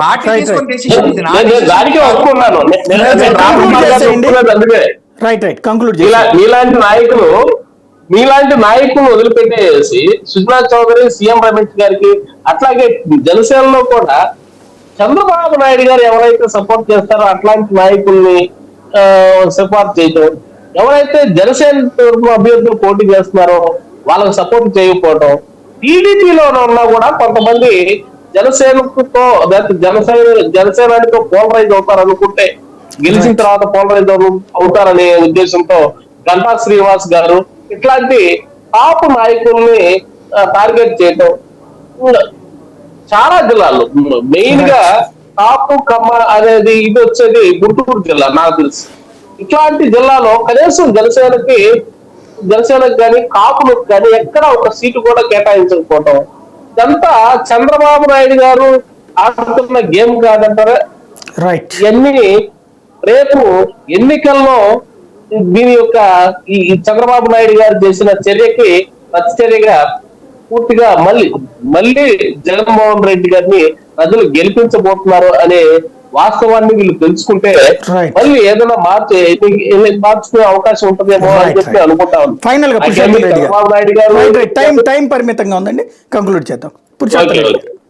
సాయి గారు, ఇప్పుడు రామకుమార్ గారు చెప్పిన నాకు ఆశ్చర్యం ఏంటంటే, మొట్టమొదటిగా బీజేపీకి 6 ఇచ్చిందని నేనేం బాధపడలా. విషయానికి ఆంధ్రప్రదేశ్లో బీజేపీకి 6 లోక్సభ 10 ఎమ్మెల్యేలు ఇచ్చినప్పుడు ఎక్కువ బాధపడింది వైసీపీ. వాళ్ళ ఛానల్ కానీ చూడండి, సాక్షి, చాలా బాధపడ్డారు. ఎందుకంటే కనీసం 10-15 ఎంపీలు, 20-30 ఎమ్మెల్యేలు తీసుకోవడం కోరుకున్నారు. ఎందుకు కోరుకున్నారు ప్రపంచానికి తెలుసు. కాబట్టి మీకు ఎక్కువ సీట్లు రావాలని మీ ప్రత్యర్థులు కోరుకుంటున్నారు మీకన్నా. కాబట్టి నన్ను మీ ప్రత్యర్థి లిస్టులు వేశారు కాబట్టి నేను కూడా మీకు ఎక్కువ రావాలని కోరుకుంటున్నా. మీకు తక్కువ వచ్చిందని, ఎక్కువ ఇచ్చారని నేను బాధపడట్ల. First point. రెండో పాయింట్, నేను 40 మంది జనసేనకు కలవడం తక్కువ అనట్లేదు. 4గురితో కూడా మాట్లాడచ్చు, ఒక్కరితో కూడా మాట్లాడచ్చు. సమస్య ఉంది అంటున్నాను. ఈరోజు 40 మందితో ప్రైవేట్ కూర్చొని మాట్లాడాల్సిన పరిస్థితి ఎందుకు వచ్చిందంటే సమన్వయ లోపం కూడా కాదు. పనిచేయట్లా తెలుగుదేశం వాళ్ళు. మా బలమైన సీట్ని తీసుకొచ్చి జనసేనకి ఇస్తే నేను నష్టం కాదంటే సమస్య ఉందని చెప్పాను అంటున్నాను.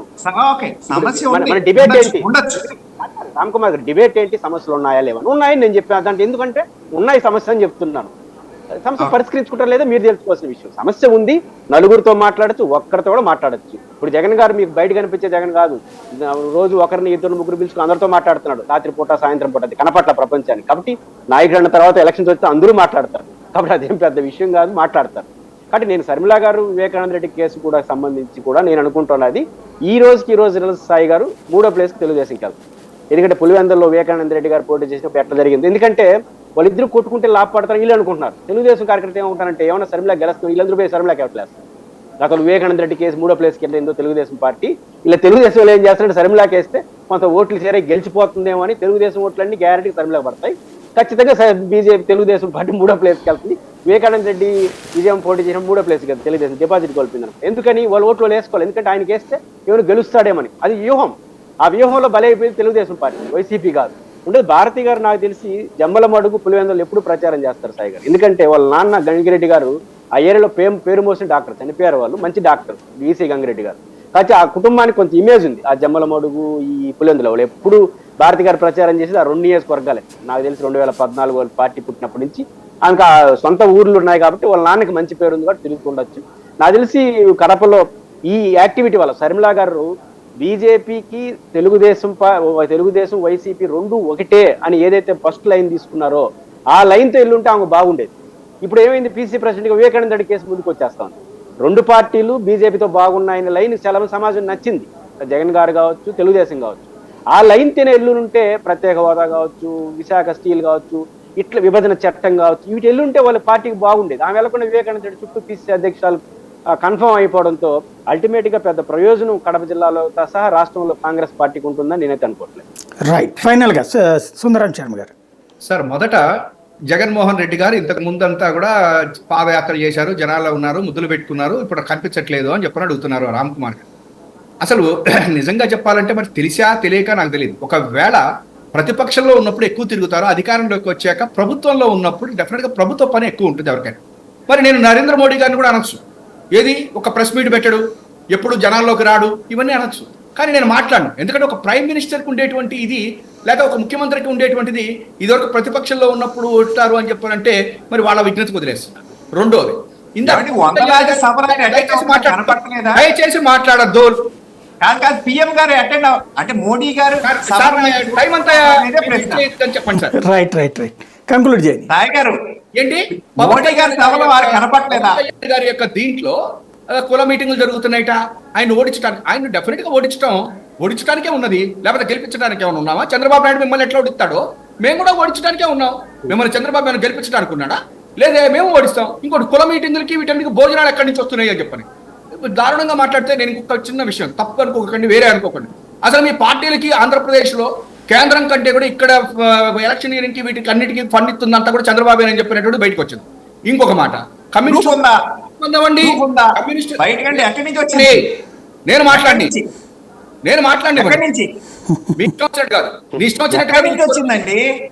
పేరు చెప్పండి. మేమైతే వైట్ షీట్ రిలీజ్ చేస్తున్నాం, అందులో లేదు. మీరేమన్నా ఇస్తే సంతోషం, ఏమని తీసుకుంటాం. సాయి గారు అడ్డంగా మాట్లాడదు, మీరు ఊరికే పొంకద్దు. నెక్స్ట్ అవకాశం ఉండదు కదా.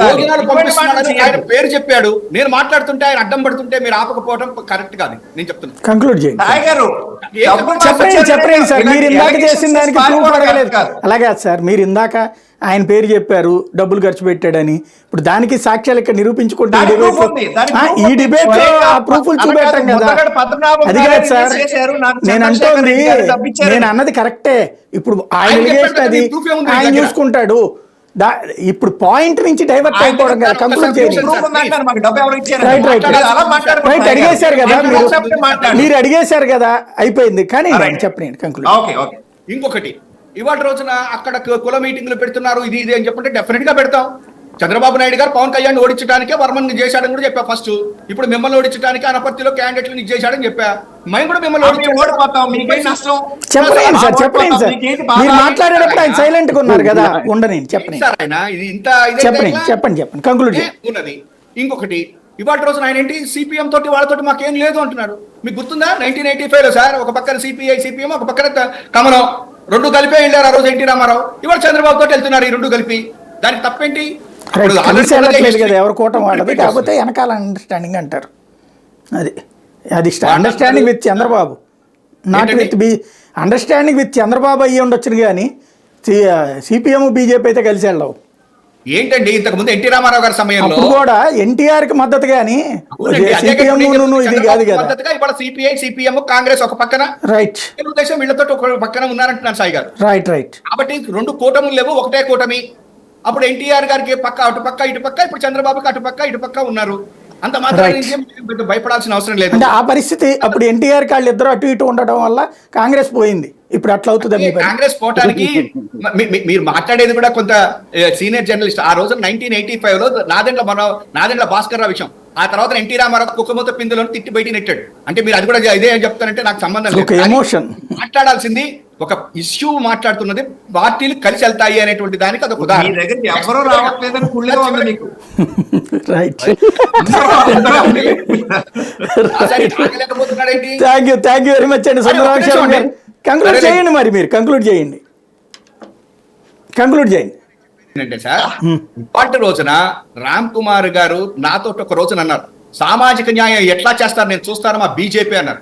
నేను ఇవాళ చెప్తున్నా, నీ యొక్క 10 అసెంబ్లీలలో ఎన్ని కులాలకు ఇచ్చావు, బీసీలకు ఎంత మందికి ఇచ్చావో చెప్పగలవా? ఇప్పుడు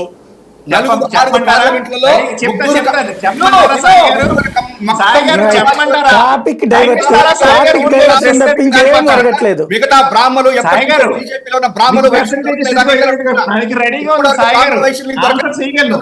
మీ సామాజిక ఒక్క నిమిషం సార్, అడుగుతున్న మాట నాది రైట్, ఒక్క నిమిషం. ఏంటి సార్ అది చెప్పండి రామ్ కుమార్ గారు, ఏంటి మీ సామాజిక న్యాయం? సాయి గారు, ఇది 3 పార్టీలు కలిసిన తర్వాత 175 మీద లెక్క ఉంటది కానీ మళ్ళీ అదే కదా ఇదిలో ఎంత అనేది లెక్క ఉంటది. ఇప్పుడు ఆయన అంటే మీ పార్టీ సామాజిక న్యాయం అలా కాదు, మీరు ఏమండి ఇప్పుడు గొడవ అదే కదా. చంద్రరామ్ శర్మ గారు, మీకు జగన్ గారికి చెల్లెలకు వాటా ఇవ్వనట్టుగా ఉన్నది వాటా వ్యవహారం. వాటాలు వేసుకున్నాం అంటే అందంగా సఖ్యతగా చేసుకుంటాం. అట్లా చూసినా మీది తేడా ఉందిలేండి. బీసీలు సాయి గారు, జనసేనలో మొత్తం క్యాండిడేట్లు ఎంత ఇవ్వాలి, మా దాంట్లో ఎంత ఇవ్వాలి? అదిగా సార్, టోటల్ కూటమి లెక్క చూసుకున్నా బీసీలకు వాళ్ళకంటే తక్కువ ఇచ్చారు కదా మీరు. బీసీలు కాపులకు కూడా సార్. అదే అంటున్నాను. నేను కూడా ఒక ప్రశ్న వేస్తాను. రాయలసీమలో ఎందుకు బీసీ ఎవరు? అక్కడ రెడ్లు మాత్రమే ఉంటారు. మీరు కరెక్ట్ గా చేసి 4 ఎంపీలు ఇచ్చారు. రాజమండ్రిలో బీసీ అంటారు. 4 ఎంపీలు ఇచ్చారని. సాయి గారు, Hindupuram parliament BC, Anantapuram BC,